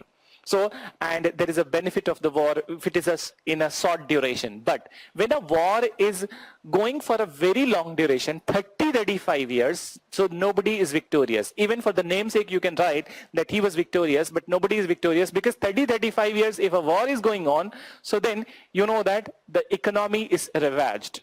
So economy is ravaged. So though he won the Bijapur and Golconda, but already because of the expenses that happened in the war, this war itself shaped the vitality of the Mughal Empire. So that was the first and foremost reason that we need to write. So please write that, please mention Aurangzeb's expansionist military campaigns, Aurangzeb's expansionist military campaigns against Bijapur,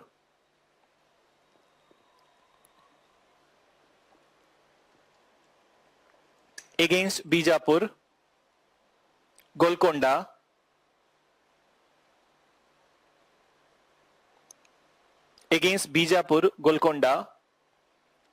and autonomous state of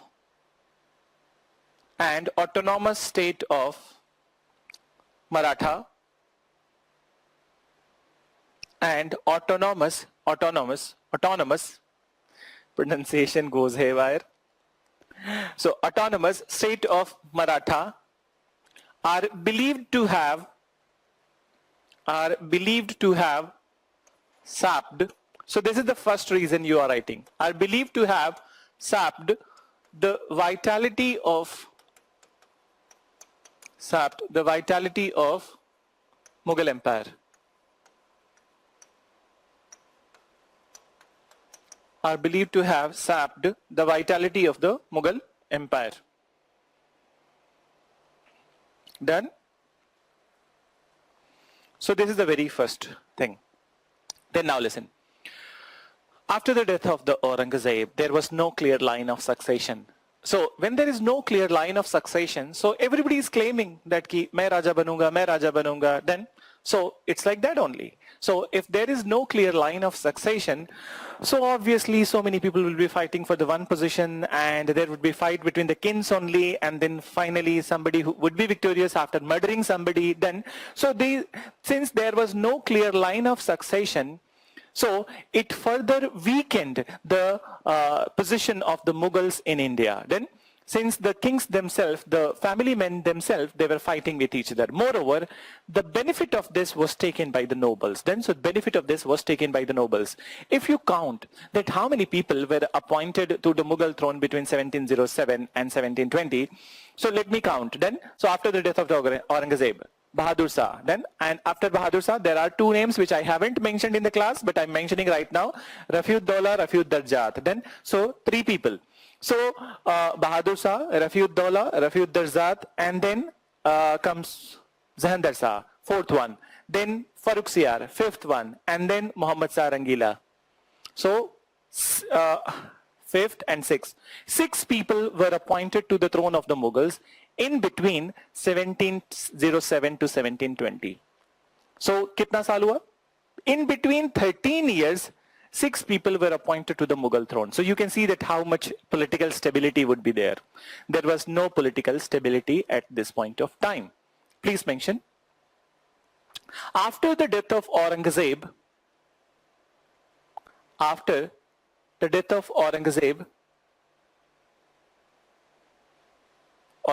there was no clear line of succession. After the death of Aurangzeb, there was no clear line of succession. Then, further you write, in between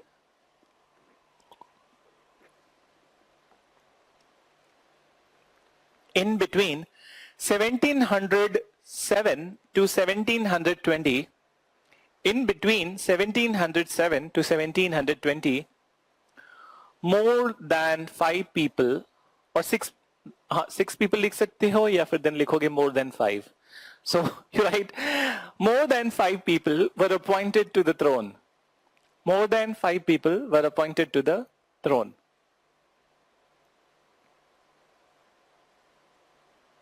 Which led to the political instability.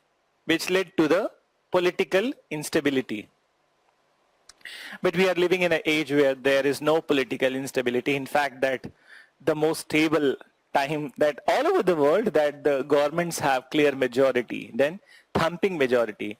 But yes, China decided to play with the emotions of the clear majority, and then it's like that the instability which world has never seen. Then, so well played, China. That's how. So we just need to see that how far this well played comment will go. So now, after this, next political thing.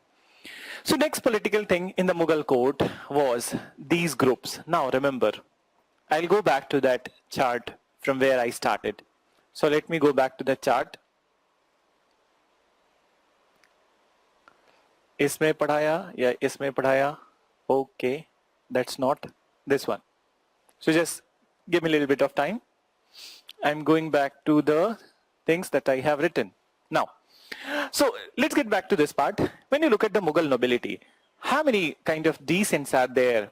So there is a Turkish people, Turkish group, Irani group, there is a Durrani group, Hindustani group. So these all groups, everybody, you know that human nature, that everybody tries to favor their own people and अपने लोगों का थोड़ा सा भला करते हैं. So this is what happens, and this is in the human nature. So those Turkish noble, they will be kind of a one such group. Then there is this group, there is this group, this group. Every group, what is their aspiration? That every group is aspiring to become the Wazir. So Turkish group of the noble, they want that somebody from them become the Wazir. Same is true about the Persian, that Irani, they want Zulfikar Khan. Once he became the Wazir, then after Nizamul Mulk Asaf Jah, he was a Turkish, he became the Wazir, and then from the Hindustani, so Sayyid brothers, they became the Wazir, and Afghanis were only fighting. Then, so you have seen this thing. So there is an internal competition, or you can say that bitter factionalism in the Mughal nobility itself, because everybody wants to get that position of the Wazir. Then, so get that position of the Wazir. So this bitter factionalism in the Mughal court, or intense factionalism in the Mughal court, is further one reason of the decline. So please write that there was bitter factionalism. I will write here, bitter factionalism. There was bitter factionalism in the Mughal court, whereby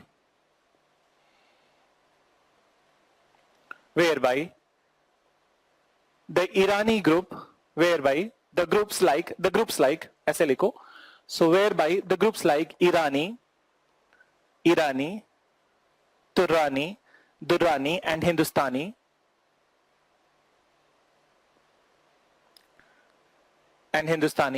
started to increase their influence. And later, you know that we have written at the time of the Muhammad Sarangila, they carved out semi-autonomous states for themselves. So Murshid Quli Khan, Bengal. Then Nizamul Mulk Asaf Jah, Hyderabad. Sadat Khan, Awadh. Then, so this way they carved out semi-independent or semi-autonomous states for themselves. So you write after that increase their influence, comma, and later on carved out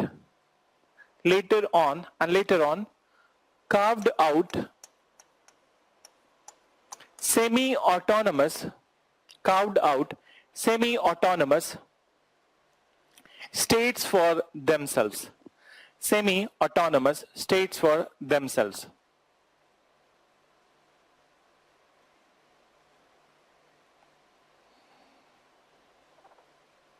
Then semi-autonomous states for themselves. Then in this only, you further write after full stop, some of the nobles were not respectful towards the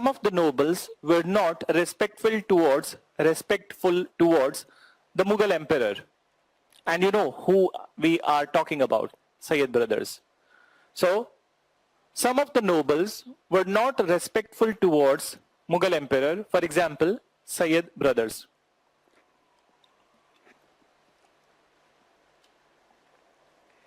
So I'll give you a small break, then you can fetch tea for yourself. I'm also going for the same. It's not going to be a more than 10-minute break. Within 10 minutes, I will return back. So 6:51, 7 o'clock, I'll return, hopefully. And then we'll discuss the Jagirdari crisis.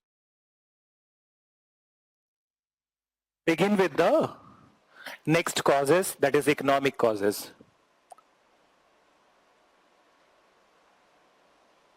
So you have written the political causes. Now we are moving to the next one, that is the economic causes of the decline. So please write economic causes. Second heading, economic causes. And in this, what is there in the question? To what extent, kis had tak Jagirdari crisis is responsible for the decline of the Mughals from India? So the very first thing that we are going to see in this one is Jagirdari crisis. Now I'll tell you the background. What is this Jagirdari crisis? So listen, that what was this Jagirdari crisis? Basically what happened that, listen this very carefully. Mughal state was a war state at its core. What I'm saying, that if this is a Mughal state, so it's a war state. So it's a war state. Now, what do I mean by this one? that with the war, the area is expanding, the territory is expanding. समझना इस बात को that with the war, if Mughals are fighting the war, so earlier if they had the 100 acre, so with the war, their acreage is increasing 110, 150, 200, 1000, 2000. So with the war, their area is increasing. And what is the benefit with the area? So with the area, now they have more area for extracting the revenue, for collecting the revenue. So basically, it was a war state in its core. Then, and this war state that as far as the administration of this war state is concerned, or Mughal state is concerned, you have written that it was Mansabdari system. And Mansabdari system, moreover, in the Mansabdari system, you have seen that these Jagirdars, basically, these are the important officers, and these officers are the one who are responsible for the military might of the Mughal, meaning that Mughals, if their military might would be very strong, their area will expand, their incomes will be high. Then so their incomes will be high. That is the clear concept. I hope you have understood. And that's how these Jagirdars who were there, they were granted the land, but what was their main function? One was the revenue collection, but one was that they needed to maintain, they needed to keep an army for the service of the Mughal emperor. So this army is the one with which they would be fighting the wars. Now, what was this Jagirdari crisis and how it all started? So all was well till the time of the these all Mughal emperors, that Akbar, Jahangir, Shahjahan, ठीक है, these are always well till this point of time. But the problem started with the Mughal emperor Aurangzeb. And what was this problem? समझना इसको. That Mughal emperor Aurangzeb, he was the one who fought very long drawn battles. 30 साल तक fight कर रहे हैं. He is fighting 30-40 years and with the same state. That he is fighting with the Maratha. The fight started in 1759. He is fighting till the end of the 1700. And then same is true about the Bijapur and Golconda. He started that fight in 1759, and then he is fighting things 1659, and then it ended by 1686, 1687. So 35-36 years he has fought the battle. So when you are fighting the battle for so long, so obviously you have spent so much of your money. Then and you are emptying your coffers. So तुम्हारा जो खजाना है वो खत्म हो रहा है, because you are fighting a very long drawn battle.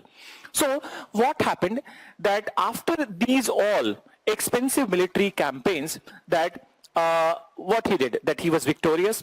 And when he acquired this area of the Bijapur and Golconda, what he did, that majority of the land, listen this very carefully, majority of the land in the Bijapur and Golconda area, it was not available for the Jagirs.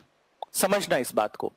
What you have written earlier, that's why I deliberately mentioned those things in the beginning, that how much of land generally, what was the system in the Mughal area, that 80% of the land was available for the Jagir, that was the general system, and 20% for the royal land.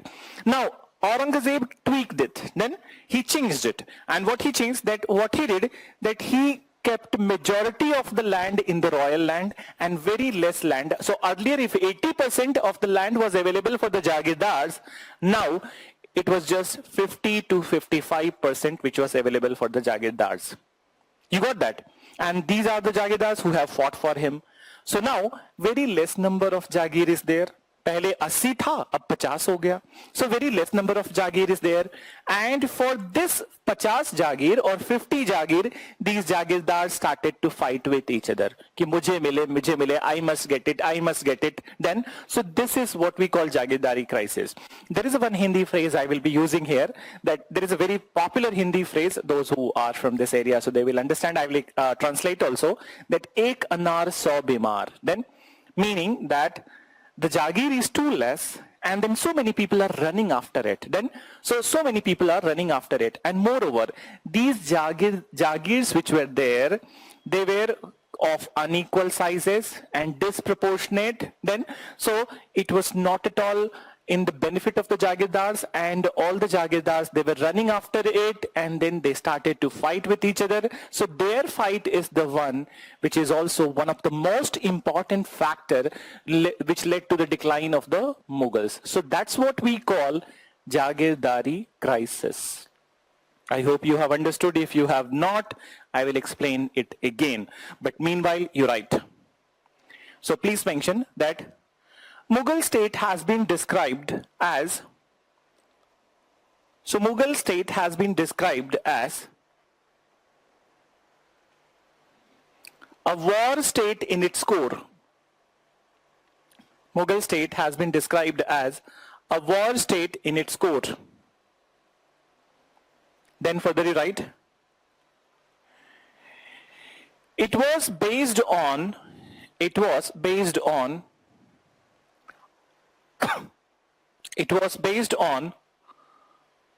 centralized mansabdari system,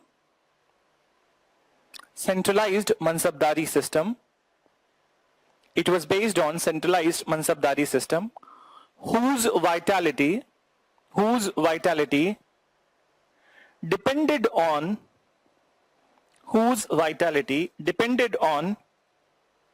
its military might.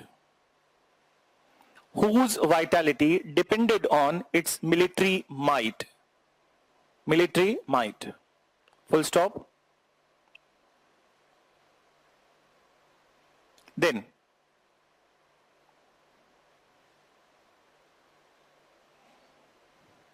change paragraph and then you write. So you write, the Jagirdari crisis involved emergence of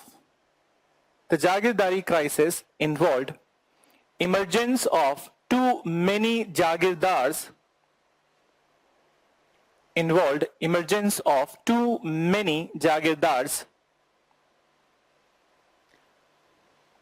chasing for the Jagirdari crisis involved emergence of too many Jagirdars chasing for very few Jagirs.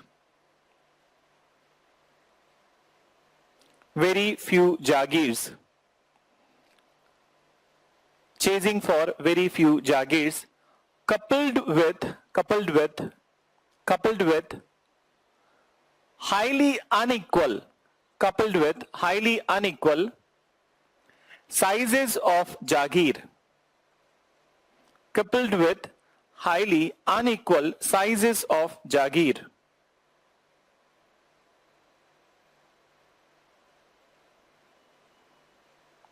Sizes of Jagir. Then unequal sizes of Jagir, which triggered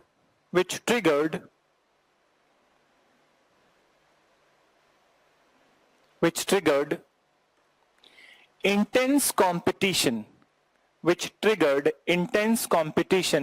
within nobility.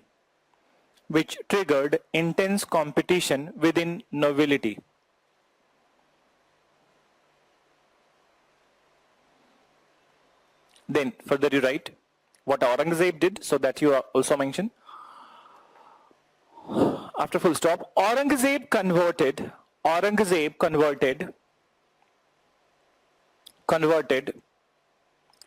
large part of Deccan region. Aurangzeb converted large part of Deccan region into Khalisa land.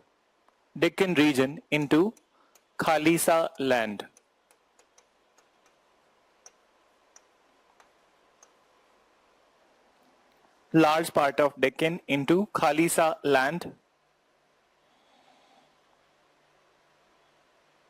Then further you write,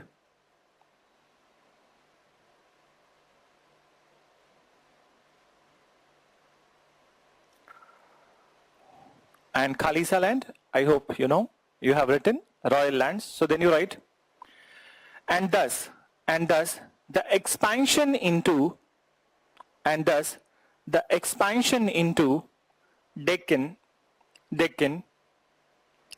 did not significantly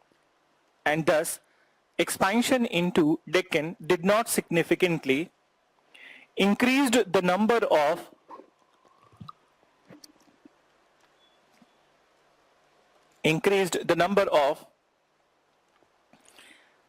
Jagir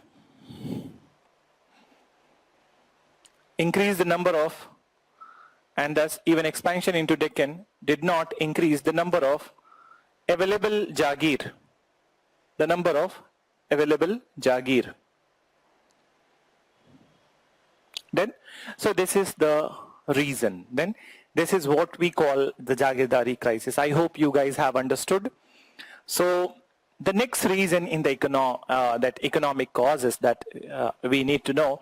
So, on one hand, the revenue is decreasing for the Jagirdar. So, at many places, in many areas, they tried to increase their income by increasing the taxes on the peasants. And when they increase the taxes on the peasants, many of the places, the peasants revolted. So peasant revolt also started, and that's how it was not useful, or it was not fruitful to increase the taxes. So please mention that second factor, attempts to increase revenue by increasing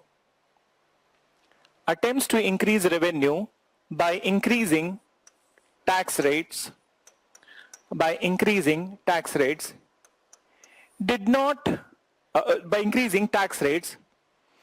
often resulted into peasant revolt against the rulers.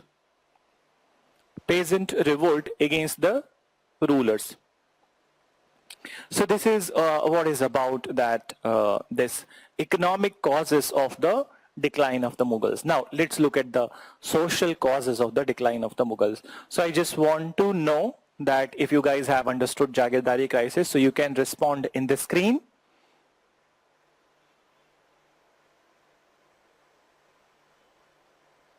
So I hope you have understood, and all the things which were required for understanding the Jagirdari crisis. Before starting this particular topic, I have already mentioned, so I hope you are keeping track of the same, and then you are applying that initial information over here in the Jagirdari crisis. So let's move to the next part.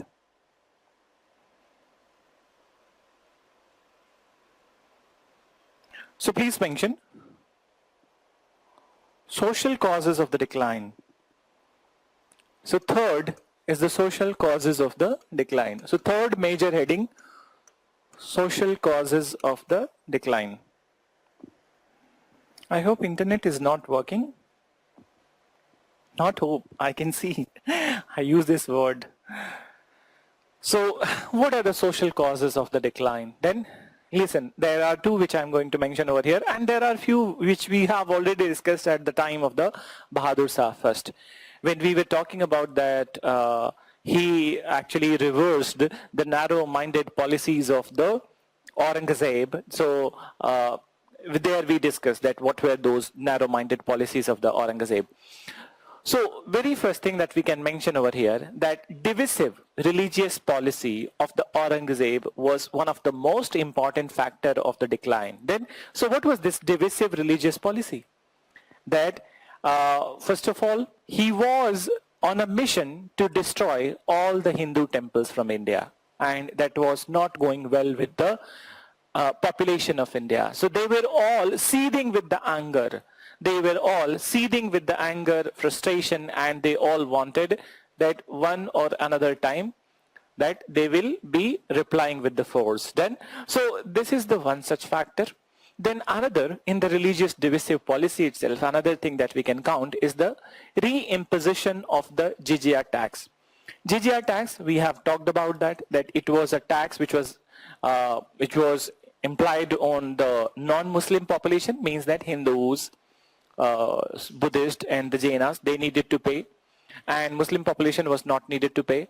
Moreover, this was a discriminatory tax, because if it is for the protection, so for everybody's protection, not just for the Hindus. Then, so Akbar realized it, that it was a discriminatory tax, and then he abolished it. So when Akbar did abolish it, Jahangir, his son, he never imposed it. Shah who was the son of the Jahangir, he also did not impose it. But when Aurangzeb came to picture, so he reimposed jizya tax. Then, so this was also the reason that many of the people in the Indian society, they were disaffected by this. So please, people, you write. So, okay, now you guys have understood. It's good that you guys are understanding. Thank you. Chalo. So please write. Social causes. It is believed, the very first one, it is believed that the divisive religious policy of Aurangzeb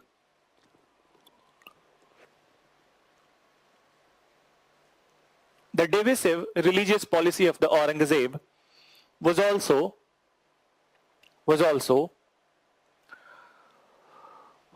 one of the most important factor of decline. One of the most important factor of decline.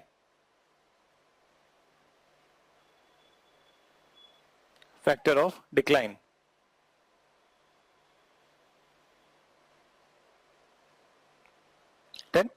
Then you write, after full stop, Aurangzeb was on a mission. Aurangzeb was on a mission to destroy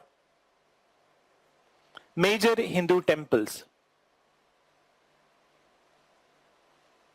Major Hindu temples. Aurangzeb was on a mission to destroy major Hindu temples, which created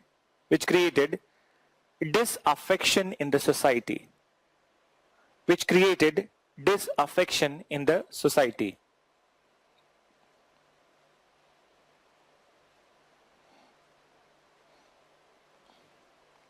Then you write the next second.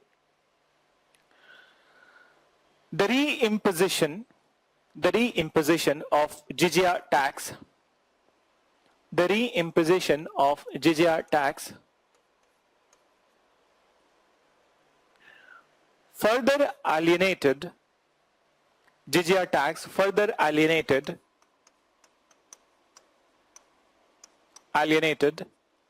the non-Muslim population. Further alienated the most non-Muslim population, and they started to develop grudge against the Mughals. They started to develop grudge against the Mughals. So they started to develop grudge against the Mughals. So this is what we are writing in the social causes. Now let's have a discussion on the last, that is the military causes of the decline. So please mention the fourth one, military causes of decline.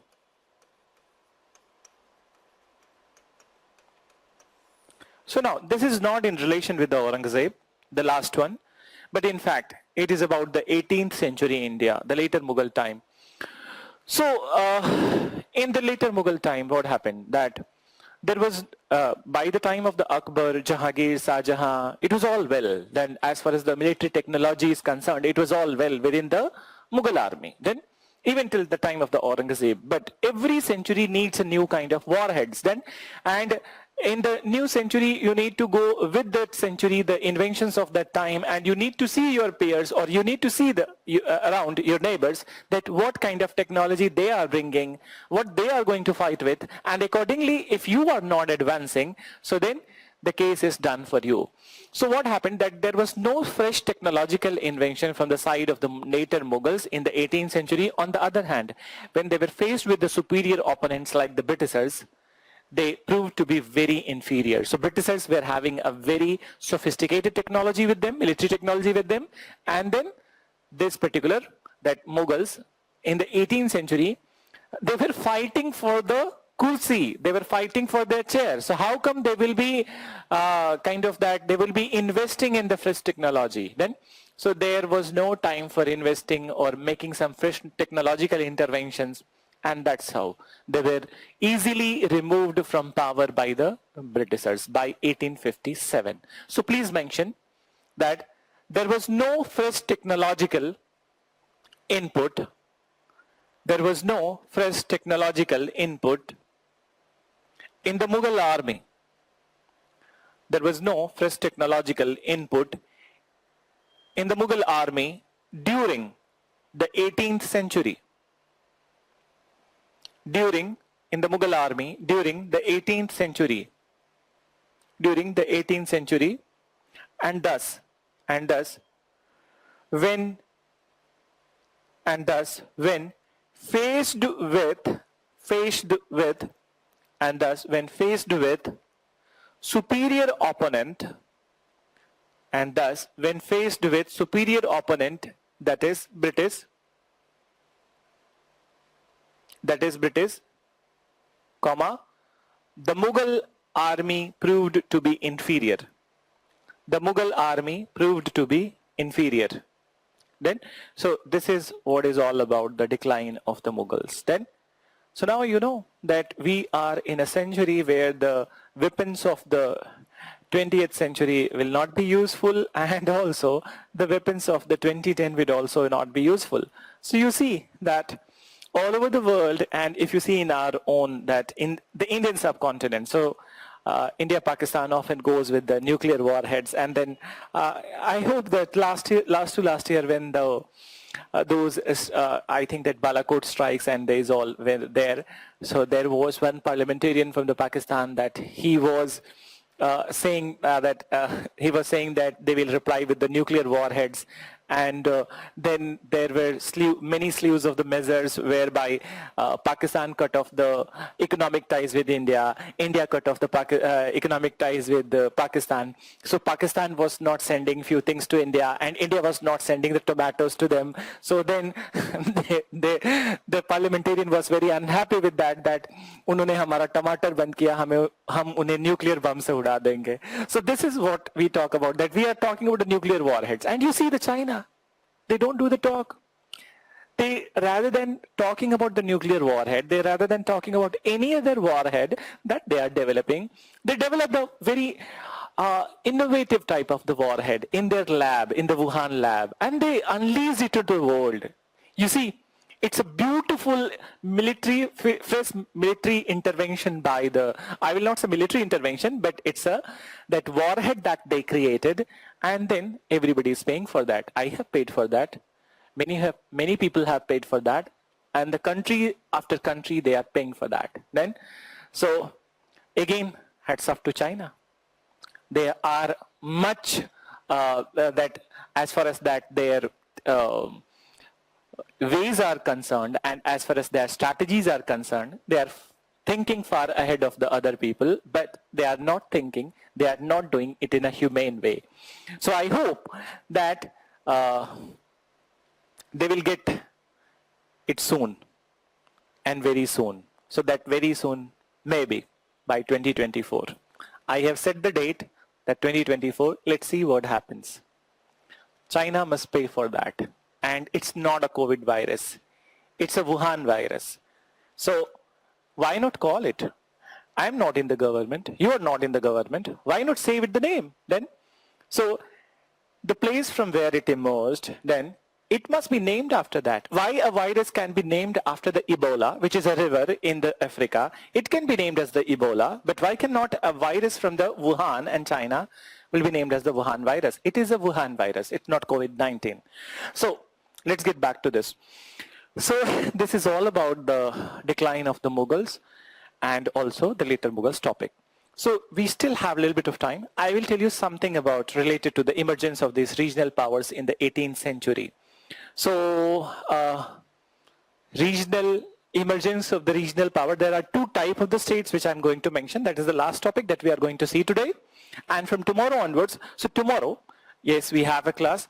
So tomorrow we'll be talking about the Hyderabad Carnatic area with the Carnatic Wars. Then, so Carnatic Wars we are going to see tomorrow, and then after the Carnatic Wars, next week when we are meeting, so we'll be meeting for the Bengal episode. So you write a heading.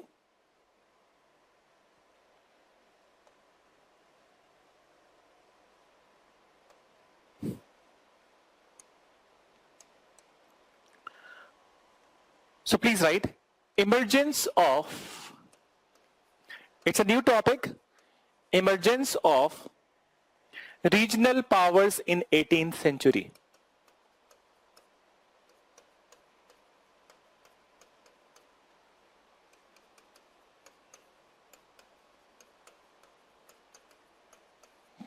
Emergence of regional powers in 18th century.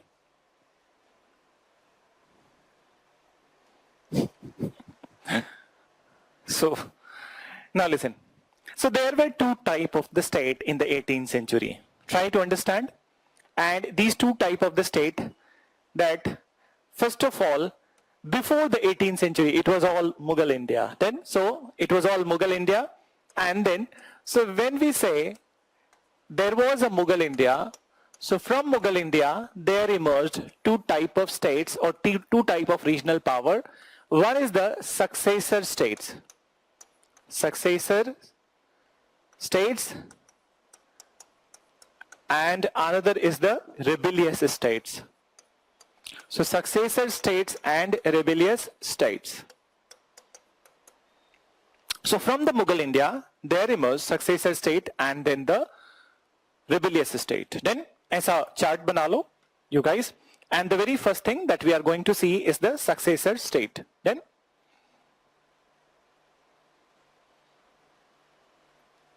so now listen, you can write it as a heading. After creating this, you can write successor state as a heading. Now listen, so the rulers of the successor state, whichever area we are calling as a successor state, so the rulers of these successor states were erstwhile members of the Mughal nobility. So the people who were ruling this area, they were erstwhile members of Mughal nobility.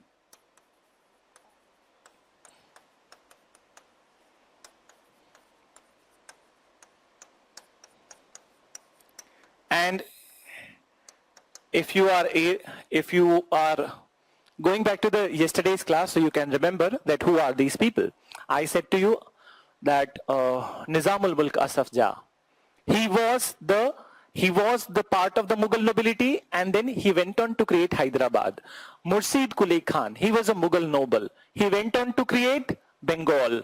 And Sadat Khan, who was a Mughal noble, he went on to create Awadh. Then, so this way, that these people who created these states, successor states, they were erstwhile members of the Mughal nobility, and later on they went on to carve out the semi-autonomous territories for themselves. I'll explain. I think that somebody asked yesterday only that what is this semi-autonomous, semi-independent. So I will explain. But first you write, the rulers of these states, the rulers of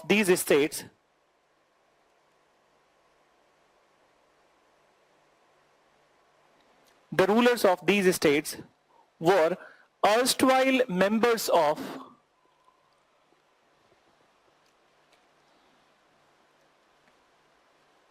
Mughal nobility. Erstwhile members of Mughal nobility. Mughal nobility. Full stop. But later they went on, but later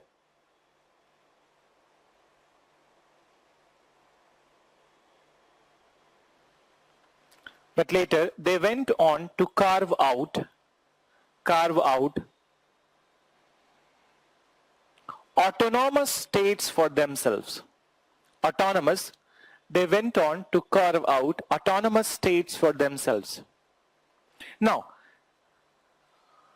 what is this autonomous state and semi-independent also? So autonomous, semi-independent, that's what I'm saying. So autonomous state but semi-independent. So meaning that what is autonomous? When I say that, suppose that I'm working in a vision, but that autonomous power has been given to me. Then, so autonomous power has been given to me. It means that suppose that somebody is unruly in the class, I would recommend from here that iska naam kaat do, that person must be removed from the institute. Or somebody who is working over here, then that as a kind of a different personnel. So then I didn't like, I said that you are fired right now. So meaning that the institute has given so much of power to me that my one word decision is enough. Then so meaning that I will not have to consult to the top management then or anybody else that that in the top echelons, that those who are the masters of the or those who are Malik of the institute. So I will not have to consult to them because they have given this power to me, or I have this power that I can do that. So it's autonomous, meaning that these people, they will not be consulting with the Mughal emperors for any decision making purpose, for any decision that they are going to take. Suppose the example of the Bengal. So in Bengal, Murshid Quli Khan created, so he did not need to consult to the Mughal emperor. And if you remember the Royal Farman of the 1717, so actually that was the bone of irritant between the Mughal relation with the Bengal governor Murshid Quli Khan, that in the Royal Farman he said Farrukh Siyar said that Britishers can further fortify Calcutta and they can mint their own coin. At that point of time, Murshid Quli Khan was a part of the Mughal nobility. He was the governor of the Bengal and he resented that. Then he said that I will not let it happen. Let the decision be in my hand and I will not allow them to mint their own coins in the Bengal. So, and he went on to create, after this episode, he went on to create a semi-independent autonomous state for himself. So, meaning that for the decision making, he is completely independent, but he never severed, or any of these states, they never severed their links with the Mughals, and regularly they send annual tributes to the Mughal emperor, and whenever there was some fight, Mughal emperor was fighting with somebody, so they supported him, and also nominally they accepted Mughal emperor as the emperor of Hindustan. So they accepted that he is, nominally they accepted, or symbol wise they accepted that Mughal emperor is the emperor of Hindustan and we are under him. Moreover, one of this nominalism or symbolism is that Friday prayers were always in the name of the Mughal emperor. So this is one respect. So they never severed complete links with the Mughals. Then, and whenever Mughal emperor needed their support in a fight, for example, when Battle of Karnal was happening, so at that point of time, Muhammad Sarangila needed the support of the Nizamul Mulk Asaf Jah, and Nizamul Mulk Asaf Jah from Hyderabad, he came and he fought on behalf of the Mughal emperor. Then, so that's what is the meaning of the successor state, and that's what is the meaning of the autonomous and semi-independent state. I hope you understood. So please write. What do you have written? So I think that they, created that autonomous states for themselves, but they never severed their links with the Mughals. But they never severed their links with the Mughals completely. Links with the Mughals completely. And respected nominal rule of Mughals. And respected nominal rule of Mughals. Done? So for example,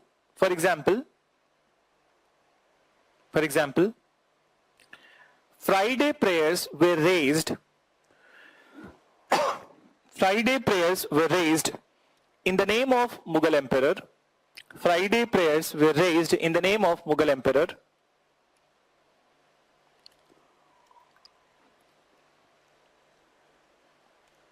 Coins were minted with the name of Mughal emperor. Coins were minted with the name of Mughal emperor, and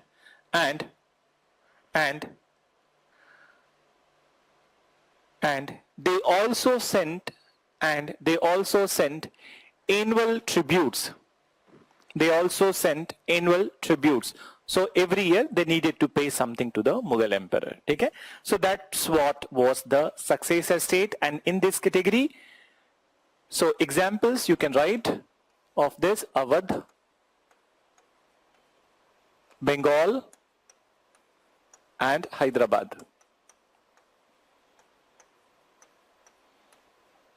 Awadh, Bengal and Hyderabad.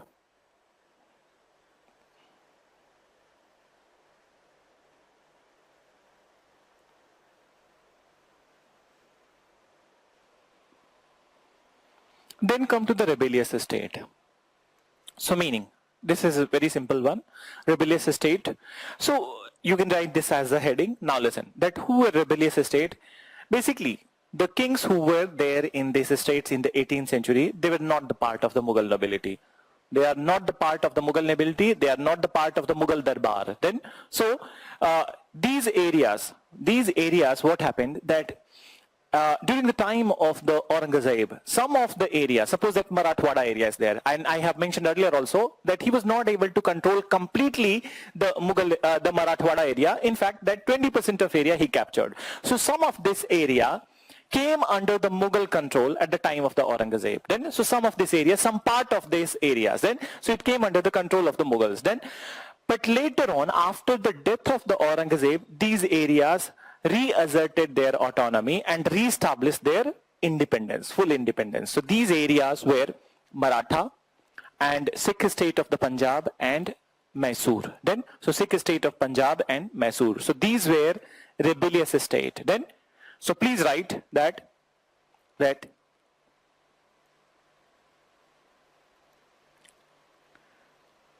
rulers of these states,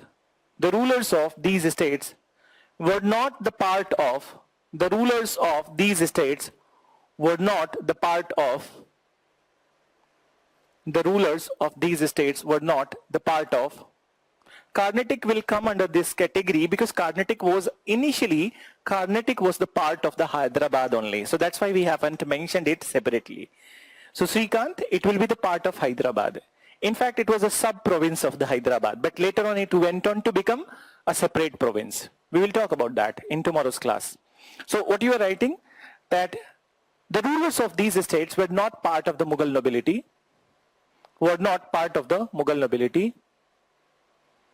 but some of their territory was brought under Mughal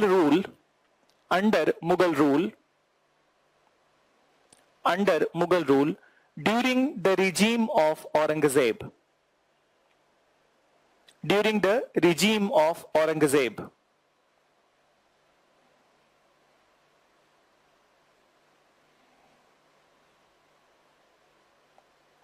Then further write, after the death of Aurangzeb,